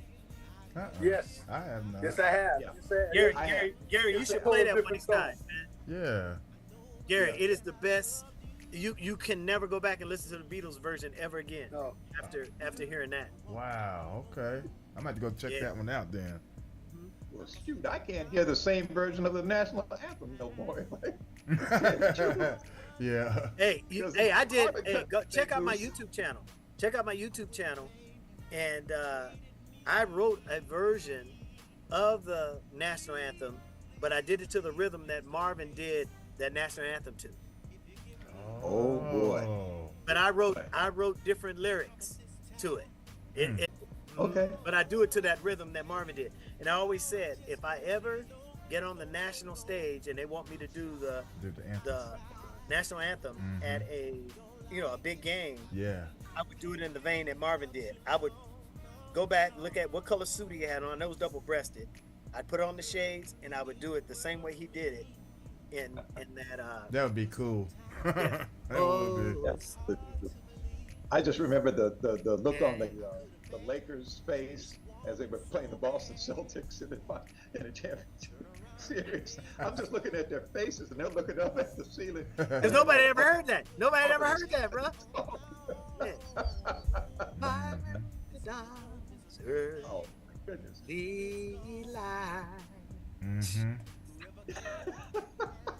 What's so yeah. These people are really digging you in the chat room.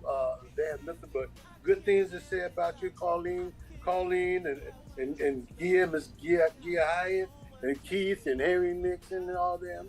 Our regulars, man, they're just thrilled to have you with us today. Oh, man. Tell them thank you. Well, they can hear me. Thank you so much, you guys. Yeah, I'm just being my true. I'm just being my true, authentic self, man. Duran Johnson from the Johnson Project. Yeah, everybody's chiming in here. They loving this. I've been checking it out too. They are loving this. Okay. Oh yeah. But hey, any promoters listening? Come on, y'all. Yeah. Come on, call a brother.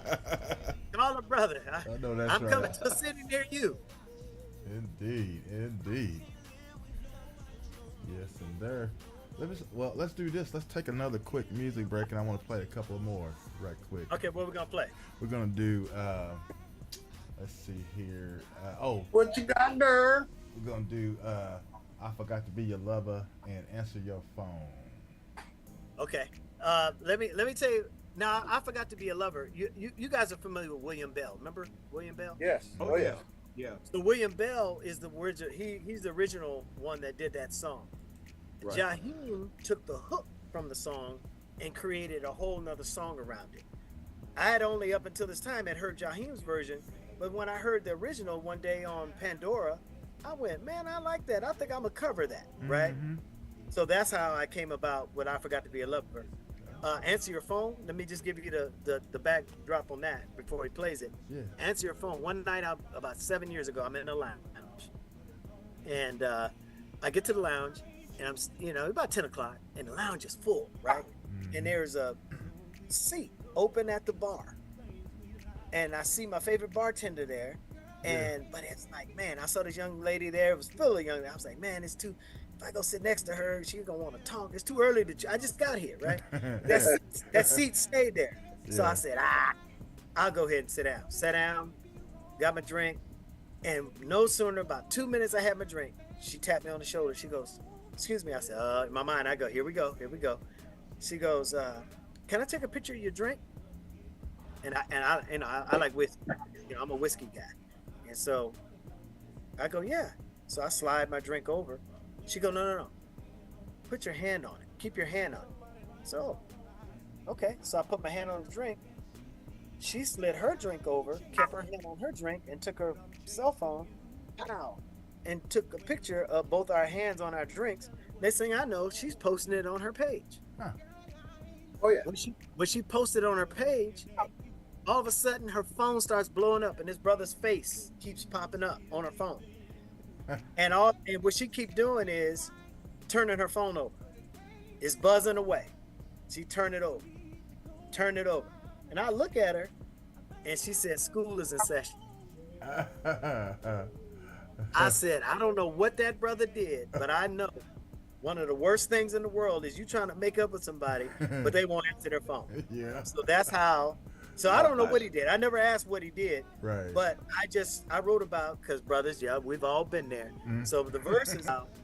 A lot of times, you go after this woman and you get her, and the same swag you had to get her, you lose it because you wanted her so bad. Now you done got insecure when you get in a relationship. You know what I mean? And so that's the perspective I wrote the verses from, a brother that got insecure. And she warned him, because women don't like being suspects when they ain't doing nothing. Right. She warned him, "You keep this behavior up, I'm out." And so now, and he won't answer the phone. So, and she won't answer the phone rather. So he's sitting there trying to make up. He's like, "Answer your phone." You remember the movie? You remember the movie Booty Call? Yes. Yes. Oh, I forgot about that. That's right. Yeah. Cool. That's all real stuff, brother. But Yeah, I'll tell you this: when a woman is done with you, she is truly done with you, bro. Done, bro. You ain't lying. Yeah, and you don't think maybe she is. You know it. Look. At first, he's, you'll hear him. He's going, "Baby, baby, baby, baby, baby, baby, baby, baby, answer your phone. Your silence is so violent." Right? Yeah. But then at the end, he realized that ain't working. He goes, "Please, darling, answer." Now, Classic Man, I'm gonna tell you right now, Classic Man. Now, before I started courting my wife seriously, before marriage and stuff, we was just starting to get together. Her ex was calling. We were out to dinner, and he kept calling. I said, "Give me the phone." I said, "Look, man." I said, "I'm just trying to. It's over, man. It's done." That boy got swag, man. She's with me now. Right. It's a wrap. That's over. I didn't yell. I didn't call no name. I didn't say stop calling. I just said it's over, man. It's over. Yeah. Put the phone down. CT got swag, my man. wife looked at me like this. Classic. My wife looked at me like. She's like, "I like him. He's a protector." I was slick, man, because it was her birthday and they had to bring up a cake too. She didn't come. I was slick. Right. That was a winning night there, brother. Okay. But you won her that night, bro. You won her. You kidding?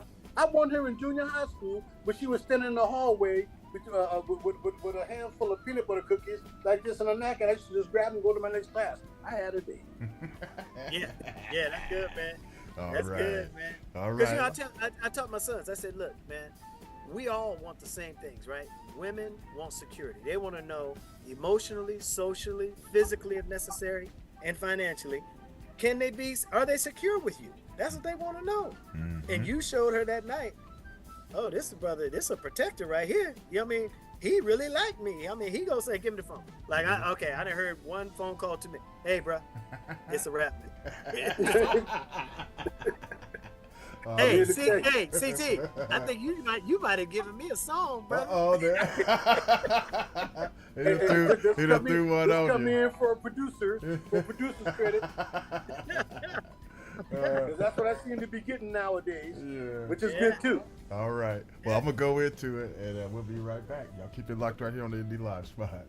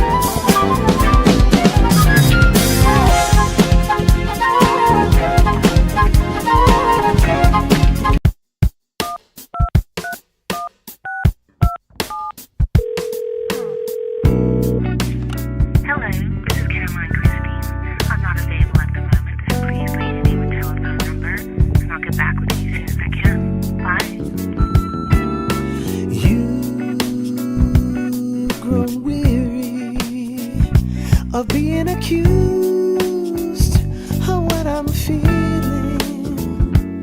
So used to losing, babe. Gotta know when I'm winning.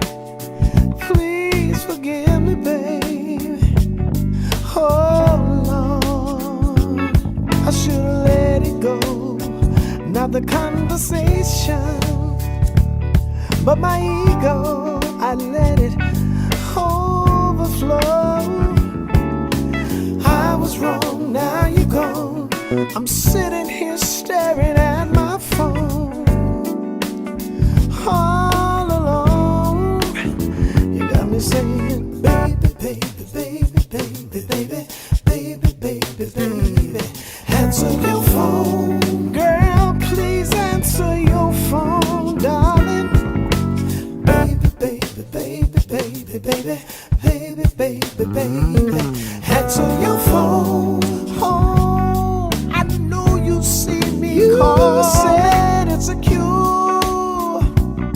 Was the reason, girl, I just couldn't seem to shake that feeling. You tried to warn me about you leaving. I got to admit it, baby, I didn't believe it. I hope to God we're still together. Please don't tell me, baby, you're gone forever. You see, I was wrong, now you're gone. I'm sitting here staring at my phone, all alone. You got me saying, baby, baby, baby, baby, baby, baby, baby, baby. Answer your phone. Ooh, your silence is so violent. Baby, baby, baby, baby, baby, baby, baby, baby. Answer your phone. Please don't keep turning your phone over. Now I'm on your page. I see 2 glasses, 1 whiskey, 1 wine. I see 2 hands on them, baby. One is yours, but the other's not mine. Hello, I'm not available at the moment, so please leave your name and Oh, baby, answer your phone. Baby, I know you're making me pay, baby. Please answer your phone. Please don't tell me you're gone. Baby, baby, answer your phone, please, darling, answer. Baby, baby, baby, baby, baby, baby, baby, baby, answer your phone. I'm here.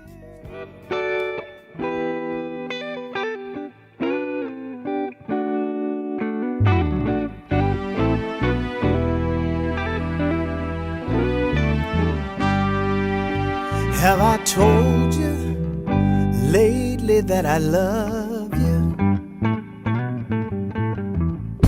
If I didn't, darling, I'm sorry.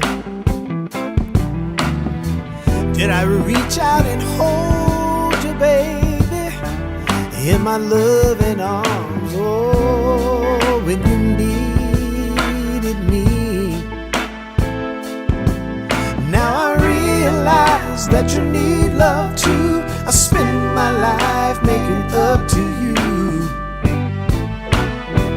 Oh, I forgot to be a lover, and I'm sorry, baby. Have I taken the time to share with you all the burdens that lovers bear? Have I done the little simple things, baby, oh, to show you just how much I care? I care.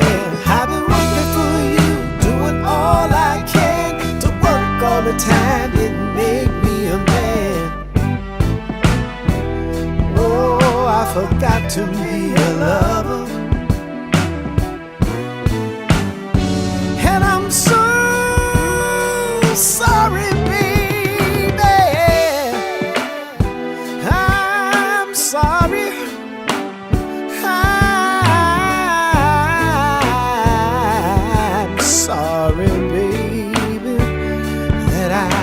forgot.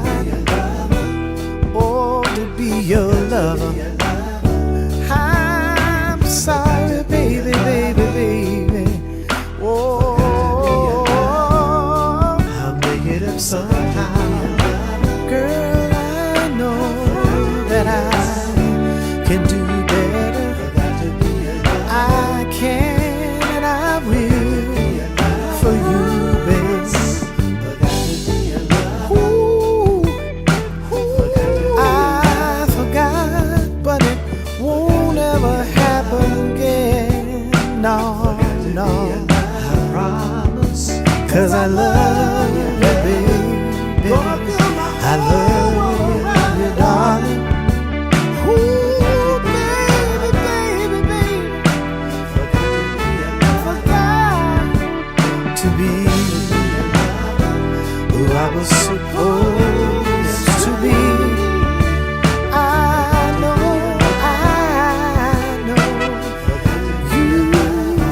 you, darling, are the love of my life. Oh, yes, you are.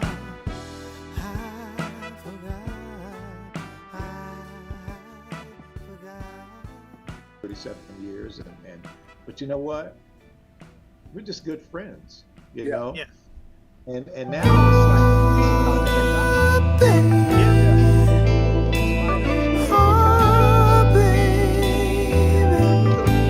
it's Antoine, let it run, man. I need to get this out. like, you know, that's where we're at now, man. It's that agape love, you know. Yeah. Yeah. And nothing's deeper than that, because that's that God love. That's right. It is, and Yeah. you know what? And it's respect, man. And when Gary, before we end, I'm starting a podcast in about 3 weeks, man. Oh, It's okay. called Classics Casual Conversations, because I realize the stability of every major culture is marriage. You know what I Yeah. mean? I don't want to live nowhere where ain't no married people, bro. I ain't gonna lie. You know what I mean? Because that's stability. You know what I mean? dig that. I And can It's dig gotta so- have that respect in it as well. It can't just be married. It has to come with that respect. Right, respect, right? So Mutual my respect. point is, there are components that lead to good marriages, and that's number one, respect. But most people think they know what respect means, but they don't. And my podcast is all about the pragmatic part. Okay, people say, "Oh, I respect you," but what does it mean, right? What does culture mean, right? Culture means it's a system of beliefs that shapes your thinking. That's a culture. It could be, you know, what's shaping your culture, however you grew up, you know, that's shaping your thinking, and that's why you act the way you do. You know what I mean? That's true. But you know, respect is not just an admiration, but it's a deep admiration for Yeah. person's abilities, their qualities, and sometimes That's right. you know, being married, you got to go back to that. Like, hold on, it's not my enemy. You know, and because the respect, without anybody saying it, it'll keep people within the boundaries without them people having to say, hold on, you don't went below the belt, you didn't cross the line. It's just things you're not going to do because you respect you respect your spouse who you're with. Right. Except beating her down on the racquetball court. I will still beat her down, but I ain't got to respect you on the racquetball court. But, you know, You're going to have Carla gonna come in there and get Hey, you. Vaughn. Hey, Gary. Yeah. Vaun. Hey, tell him. We want them to play. We want them to film their playing. I want to see. Now, Classic, I just got through hearing your song, I Forgot to Love, I Forgot to Be Your Lover. Yeah. That's the name of the song? It's nice. We just heard I Forgot to Be, that's the name of it? Yes. Okay, now, you kind of reminded me a little bit of Felipe Wayne and the Spinners a little bit. That tone that you were kind of singing in there, and the cadence, it kind of reminded me of the Felipe Wayne. Just a little bit. Really? Yeah. That's the first time I've heard that. I like it, though. I love Felipe Wayne, man. Yeah. Love it. Oh, I do too. But I was hearing some flavors in that. I've heard all your music that you played today. Yeah. But that one kind of pulled me to that. Felipe, huh? Yeah. I must have some Felipe undertones because I grew up listening to Felipe. You know what I mean? Yeah. Sometimes a girl will come and go, man. That brother had a bounce, didn't he? Yeah. But it was over. It was over. I remember We used to have that Spinners live album. It was, the double. Oh album. yeah, the double one, right? And at that time, I was too young to ever go to a Spinners. But I used to read that album over and like, man, I can't wait to. And man, I was 16. There was a place out here in the Bay called the Circle Star Theater. It had a stage that revolved. Every seat was a good seat. There was no. It kind of went at an angle like this, and the stage was in the middle, and the stage slowly revolved around, right? Yeah. And man, I saw everybody there. OJ's, Emotions, Spinners, Teddy Pendergrass, you name it. Johnny Guitar Watson. Oh man. I was 16 years old. Because I had my little part-time job, and them tickets wasn't but $1, $2 or something. Back then, man, gas was 60 cents a gallon, bruh. 25 cents for a 45 record. Yeah. I told my kids one time. I said, man, during the summer, my mom and dad used to make sure, because we played baseball every day during some summers when they were at work, right? I said they would make sure we had $2 a day, and I said we go to McDonald's and get a Big Mac, fries, and a drink, and we had change left over. Oh yeah. They're like, no wait, man. Yep. So I went on. Somebody on YouTube posted a 1973 McDonald's menu. A Big Mac was, I think, 45 or 55 cents. Fries were like 15 cents, and a large drink was like a quarter. Right. It's crazy now. I know. I told you. We had $2 and we had money left over, man. Yeah. Now you pull in the McDonald's, let me get a Big Mac, fries, and a Coke. Yeah, that'd be like $20. $35. Like $20. Hey, man, I'm gonna tell y'all, I don't want to say this on air, man, but I'm gonna tell y'all this. We're not on air, are we? Yeah, we on. Oh, I'll tell the story anyway. Now I didn't put it out there. But when we were talking about the civil rights movement, Martin Luther King and all that. When I was in my 40s, man, I'm in music, and it seemed like women my age were like done, right? I still like to do things and go out and all. So I started dating. I got into this model network, and I was dating like real young. When I say young, 25, 27, 28. Right. And I'll forget one time, me and this young lady, we're having lunch, and I just somehow the conversation went political, and we start talking about civil rights. And I said, man, I remember when Martin Luther King got killed. I said, I remember the first time I ever saw my dad cry. He got off work, and he sat in the chair. My mom told him, she said, did you hear that Martin Luther King got killed today? He said, what? And he sat in the chair, and he began to cry, right? Yeah. And she was like, but I'm thinking she's stunned at what I'm saying, right? So long after, and I'm sitting there just kind of watching, and she's like, and I said, why are you looking like that? Dude, she said, because, I didn't have the gray beard then, I had a goatee. I was probably getting grayer, but I was dyeing it, my little goatee. I was about 45, Right. She said, you were alive when Martin Luther King. Oh my goodness. Oh my goodness. Like I thought you were close to my age. You were alive? My grandson, I told my grandson, he said I was alive when the man went to the moon. He said, you were alive when the man went to the moon? I said, I was alive when they said they did. Yeah. No. Man. No. I said, bro, you might be dating a little too young. Yeah, I know, huh? Look at you looking like this, like. Yeah. Right. Yeah, and it was all about. That Spike Lee thing. Right. You were alive when Martin Luther King. Oh my God. It's funny. It is kind of wild. These young people, man, they be like, what? They be tripping out, don't they? Yeah. Right then, she realized that. I had a similar incident when a young man, I was telling him about, he was in high school and he had some dreams about doing some things and everything. I said, when I was in, I think when I was in high school, I started doing competing in speech tournaments. I was part of what they call the National Forensic League. And so I told him, this said, yeah, man, I was getting all kinds of scripts and stuff like that to read in competition, dramatic interpretation, humorous interpretation, and stuff like that. And you remember the movie Network? Yeah. Oh, Network, yeah. Great film. And it really, really has capitalized what has happened to the news business. Right. So I'm sitting there and I'm like, yeah, I remember, I'm reading a script of the guy who was he is a network news anchor man. And I was reading. What are your windows? Yeah.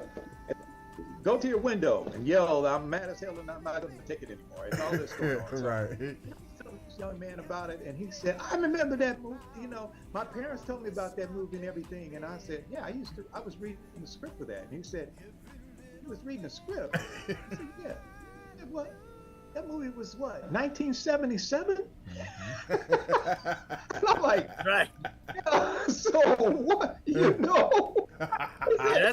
that's ancient history, man. Black and white movie. Yeah. Right. Yeah. It's funny you say that because there's some pictures. You see pictures, man. What? And it seemed like the world was black and white back then. I know, huh? I know. It's true. It's not just Jet Magazine or the photographer. Yeah, hey, but you know what though? That's what we were talking about. Gary was talking about. Who was that? Vaughn that was talking about the barbershop earlier, right? Yeah. Remember you learned so much while you were waiting to get your hair cut, reading Jet and Evan. Remember that? I used to live for that, man. Yeah. Yeah. And Beauty of the Week. Oh yeah. Oh yeah. That was the first thing I looked for when I used to pick up that ending. Yeah, that was the good old days, man. We had some great good times. Old days. Something else I learned too, CT, being in Northern California, man.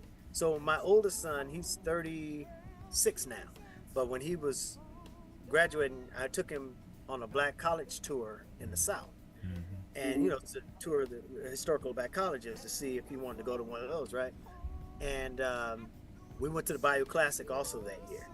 And the day before the Classic, across from the Superdome, was the Convention Center. And do you remember reading in Jet, remember how you saw people, those young Native Black Americans, and they had these good jobs, right? Like, man, they the vice president of Colgate and Clorox, and you're like, oh yeah. We don't start the car dealerships and this. Right, where those jobs at? We don't handle it. So I found out it made sense because when we went to the convention center the day before the Bayou Classic, dude, all of those major corporations across the country are at the convention center, and it's for the HBCUs.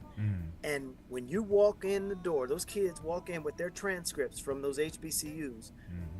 The recruitment from the time they hit the door takes place. They're like, hey, CT, hey, brother, come holler at me. And they had, in those days, they had printouts of the job, what they pay. And all you do is they interview you on the spot, bam. I go, so this is how they get those, because when you read in Jet, where the people were from, wasn't nobody ever from California. It was Tennessee or the South. You know what I mean? Right. Back then, it wasn't anybody from California. Man, I said, this is how these young Native Black Americans are getting these jobs. They come to this job fair in Louisiana, and these major corporations are there because I talked to one guy. He said, hey, man, we know when they come from HBCU, they're ready. They're ready. That's how I wound up in Georgia. I went to LA City College, and they had a recruitment. Some HBCUs came up there. Well, it was just one in particular. All the rest of them were like colleges in California. But Morris Brown College was there. And I thought, Morris Brown? Where's that school at? And I met the guy that was sitting at the table. We talked for a minute, and he said, you cannot believe what you're about to embark upon, because your whole life is going to change. And I said, what do you mean by my whole life is going to change? I'm living in LA. How much can it change, Right. And so he said, you have no idea. And this is the birthplace of the civil rights movement. And I was like, Yeah, and what? You know? Right. Yeah. Yeah. Right. I'm supposed to be impressed by that, you know? And he said, really? Okay. Just let's still talk. Let's talk. And I'm gonna give you my card. Come visit me at my job, and we're gonna have a little talk. So he was working at an office building in Century City.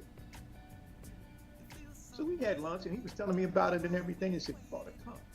You will be impressed with what you're about to see, or culturally, you'll be shocked about what you're about to see." Right. And I'm like, wow. Okay. So I talked it over with my mom and everything, and she said, "Well, you know, you're at this age now. You can do what you want to do. I'm not going to stop you. You know, if you want to continue your education elsewhere, we can do that." You know? Yeah. I said, okay. So I told all my friends what I was about to do and said, "Man, why you got to go down there, man? We can be starting something here and all that kind of stuff." And I said, "You know what? I'm kind of burnt out with LA. I really am, you know." And one of my best friends said, "How can you be burnt out with LA and you just start?" And I'm like, "I don't know. I just want to do something different." I got on a Greyhound bus by myself in 1983 and made that trip. And I've been here for 40 plus years. Wow. And I'm gonna tell you, it's the greatest move I've ever made. Yeah. You know, yeah. And it was a step of faith. Yeah. I had no idea what I was going to get into because it was just me here by myself. Right. Yeah. I ended up building a family, and really it changed my life.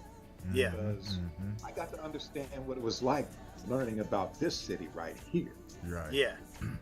Around, and I saw all kinds of mayors and governors, politicians that were black and in this city. Yeah. Yeah. And see, you live in an area that has upscale black communities. There you go. Exactly. Yeah. Yeah, we don't have that in Northern California. Yeah. And see, that's why I kept, you know, that's why I say to this day, folks on the West Coast, I love them, but you don't know nothing about this, who we are as a people. Right. We come here. Right. You know, Right, brother. Anywhere in the South, because during the first migration, you know, we spread out. We went to Detroit, New York, Philadelphia, Chicago, Detroit, right. You know, we spread out, you know, and all them cities reaped the benefits of what these people came out of the Deep South, you know, and built for these cities, you know, and how we became like a force to be reckoned with. Exactly. But in token, they had to come, they all came from here. Yeah. You know. But you know what you're saying is so good, and that's why I like movies that capture that. Like, and when I say this, you guys gonna go, ah. Remember Devil in the Blue Dress with Denzel? Absolutely. Oh, when he Remember that? Remember that? He lived in South Central back in the Right. 50s. You remember that? Remember how the neat houses were all neat? Yeah. And brothers owned houses. Remember he had his house. He's just trying to. He got hooked up. Right. He was trying to pay his house note. Yes. Remember? He was trying to pay his house note and got caught up. You know. Wow. Yep. That was the great migration. That's when everybody took off, man. You know. But I had cousins that lived in South Central, man. I love South Central in the 70s. The block parties, all that. Yeah. Man, they used to have organized, because they lived across the street in South Central. They lived on LaSalle. They still live on LaSalle. And it was a LaSalle school was right across the street. And, you know, the rec centers and stuff were big back then. Summer programs. We go out there for the summer, stay the whole summer. And, dude, I remember we played semi-hardball. We had basketball. And a bus pulled up one day to take a bunch of us kids to go compete across town with some other kids. But guess who was on the bus that was leading us? Wilt Chamberlain, bruh. Oh, Will. He was sponsoring the whole thing, man. Wow. So I got a chance to see Wilt when I was a teenager, man. Well, I was about 13. Yeah. And it was like, you know, that's Wilt Chamberlain. That dude, man, seemed like he was 100 feet tall. I bet. I can imagine. Yeah. I want to sneak this because I know we're running out of time, but I want to sneak this one past you real quick. You talked about baseball twice, and that was my dad's thing, and he played in the Negro Leagues when he was a younger man. Oh wow! And so I learned baseball from him, So when I started, I loved to watch baseball. And when growing up as a kid, you never knew who was from where, right? Right. And so, when you talked about the Northern California, I didn't know Frank Robinson was from Northern California. Yeah. No, Oakland. Yeah, I think it was. Yeah. Beta Pinson. And then you get into the to the present day, the guys like CC Sabathia and Jimmy Rollins and Cats, man. And Ricky Henderson. To me, that's a great connection between you and I. Because my dad was working at a car dealership, and I didn't know he knew Willie Davis, who was playing for the Dodgers at that time. And my older brother was with him, and it was funny because my older brother told me the story that he was working for a car dealership in LA, and Willie Davis had purchased a car from them. So Davis came and visited my dad at the car dealership, and he introduced my dad introduced my son to my brother to him. And Willie Davis said, I saw your dad when he was a kid. I mean, when he was playing in the major, in the Negro leagues. Wow. He was something that, and my older brother told me that story, and it just broke me down. I was like, oh my gosh, Yeah. And I remember, man, that's a name I hadn't heard for years, Willie Davis. I remember him. Yeah. Yeah. All of that, and it's just that connection or that cultural thing that has always existed. Yeah, and you know who else lived in the Bay? Joe Morgan. Joe Morgan. Ooh, Yes, I heard that name a long time. Hey, now, let me tell you a quick story before we do the last song. Answer your phone. My son, my DJ son, he used to work before he became DJ. He used to work at UCSF Hospital, and his job was to get the operating rooms and stuff together. So he called me one day and he go, "Hey Pop, I met this guy. He's here in the hospital, and he's an ex-baseball player. Say he's a Hall of Famer. I don't, really follow baseball." He said, but he said your dad would know who I am. I said, "What's his name?" He said, "Joe Morgan." I said, "Son, do you know who that is?" I said, "Do you know who that is?" It's batting stance. Remember, he had to flap. You know what I mean? And he was going, yeah. He said, yeah, I bet your dad know who I am. I said, yes, sir. Wow. Yes, sir. As a kid, Joe Morgan was the man. Yeah. Yes, And it's an honor, Von, to know that your father was in the Negro Leagues, man. Yes, sir. Yeah, it is. I bet you probably don't even know. He probably even used to play with Bingo Long and the Traveling All Stars. Look at and this, Motor man. King. Remember that movie? Yeah, though? do I? Dude, that was so funny. Richard Pryor That spent was the whole a happy- movie. that Remember, was a Richard good Pryor movie. spent the whole movie trying to be something other than a Negro. And then by the time they met up with him again, they say, "Bro, you ain't got to do all that." They let He us was in. Cuban, Puerto Rican, Right. Indian, Alaskan. he was everything. That was hilarious. But the name itself, though, Bingo Long, the Traveling Motor King. Awesome. Oh man. Negro Leagues. Well, man, I tell you, it's that time, y'all. It is already that time. But man, it was awesome, man, having you on today. Hey, Sure was. thank Sure you was, for Pastor. inviting me, brothers. I appreciate y'all, man. Oh yeah. Oh man, it's been a pleasure, brother. It's been a pleasure. Say that right all now. mine. Why don't you tell everybody how they can follow you and keep up with you? Okay. Yeah. You guys can follow me on Facebook. It's just Klassic Man with a K. On Instagram, it's Classic_Man_5000. I was just telling the brothers, in a few weeks, I'm going to be starting my own podcast, focusing on relationships and community and language, how we get along with each other. It's going to be called Classics Casual Conversations. Awesome. It'll be on YouTube, all the major YouTube, TikTok. It'll be on. For you promoters out there, please DM me and let's talk. Got no problem with that, brother. Got no problem with that. We're gonna You definitely put it say, out hey, there, Classic, because Brother. a closed mouth don't get fed. Right. That's right. Right. Sounds good. All right.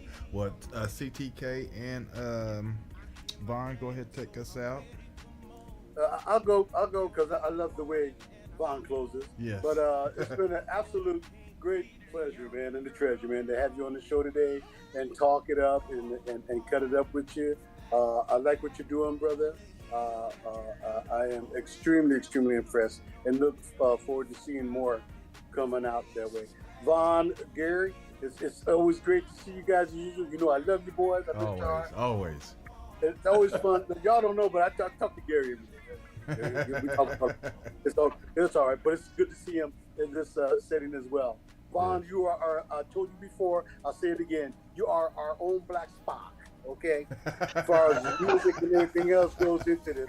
You know that. I've always referred to you that way. As far as myself, people, I just want to say Michael Garvin and I have been producing Heidi Tan's new single that's going to be coming out. They're doing a single together, a song that Michael Garvin wrote that George Benson did, which is Never Give Up on a Good Thing. And it was a great honor for me to be co-producer on that along with Michael Garvin. So look for that. That's going to be coming out, I believe, in September. Yeah. Also, you can also check up on the new music that's coming up with CTK and the Black and Tan. But Gary, it's been a pleasure to see you guys. And Klassic Man, this ain't the last time I see you, brother. Okay, for sure, man. Yeah. For sure. Yeah, I feel like I made some new friends today, man. Yes, sir. You did. I'm gonna go ahead and turn it over to For Vaughn. life. For life. Absolutely. I'm gonna turn it over to Vaughn and let him give us that Vaughn. classic closing. Mr. Vaughn. We didn't hear from Gary, did we? Yeah. Instagram at Vaughn Coulter. Also at KJLM Radio /OKC. That is the radio station. Also on Instagram. And then, you can find me at Facebook at Vaughn Coulter. So once again, this has just been a blessed day. That's all I can say. Saturdays are usually a great day for me because I get a chance to meet new people, extremely talented individuals that are dedicated to the art form. And so, just keep doing what you're doing, man. We're there for you. We're going to back you up 100%. Thank you. Because we're all on the same page. Yes. That's right. Preserving this art form and preserving the culture. That's right. Yes, sir. Thank you. Thank you for joining us today. Really. Pleasure's all mine, man. Thank you, Gary, for reaching out and grabbing me, man. You got it, brother. All right. And y'all don't forget to listen to Gary's new song, Flip the Script. Flip Flip the script. All right. the script. Flip the script. Well, all right. Vaughn, what do you usually say when we leave? Oh my goodness, yes. In the words of Lamont Sanford, gentlemen, Odabo Jack. All right, my brothers. All right, my guys. brothers. We out. All right, fellas. I got to get to the studio, man. Love y'all, man. I'll see you. All right. Have a good session, my brother. brother. All right.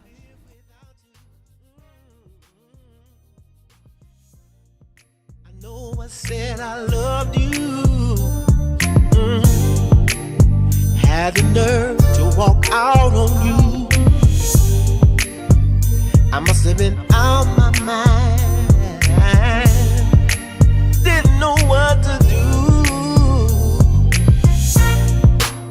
I wouldn't blame you if you hated me.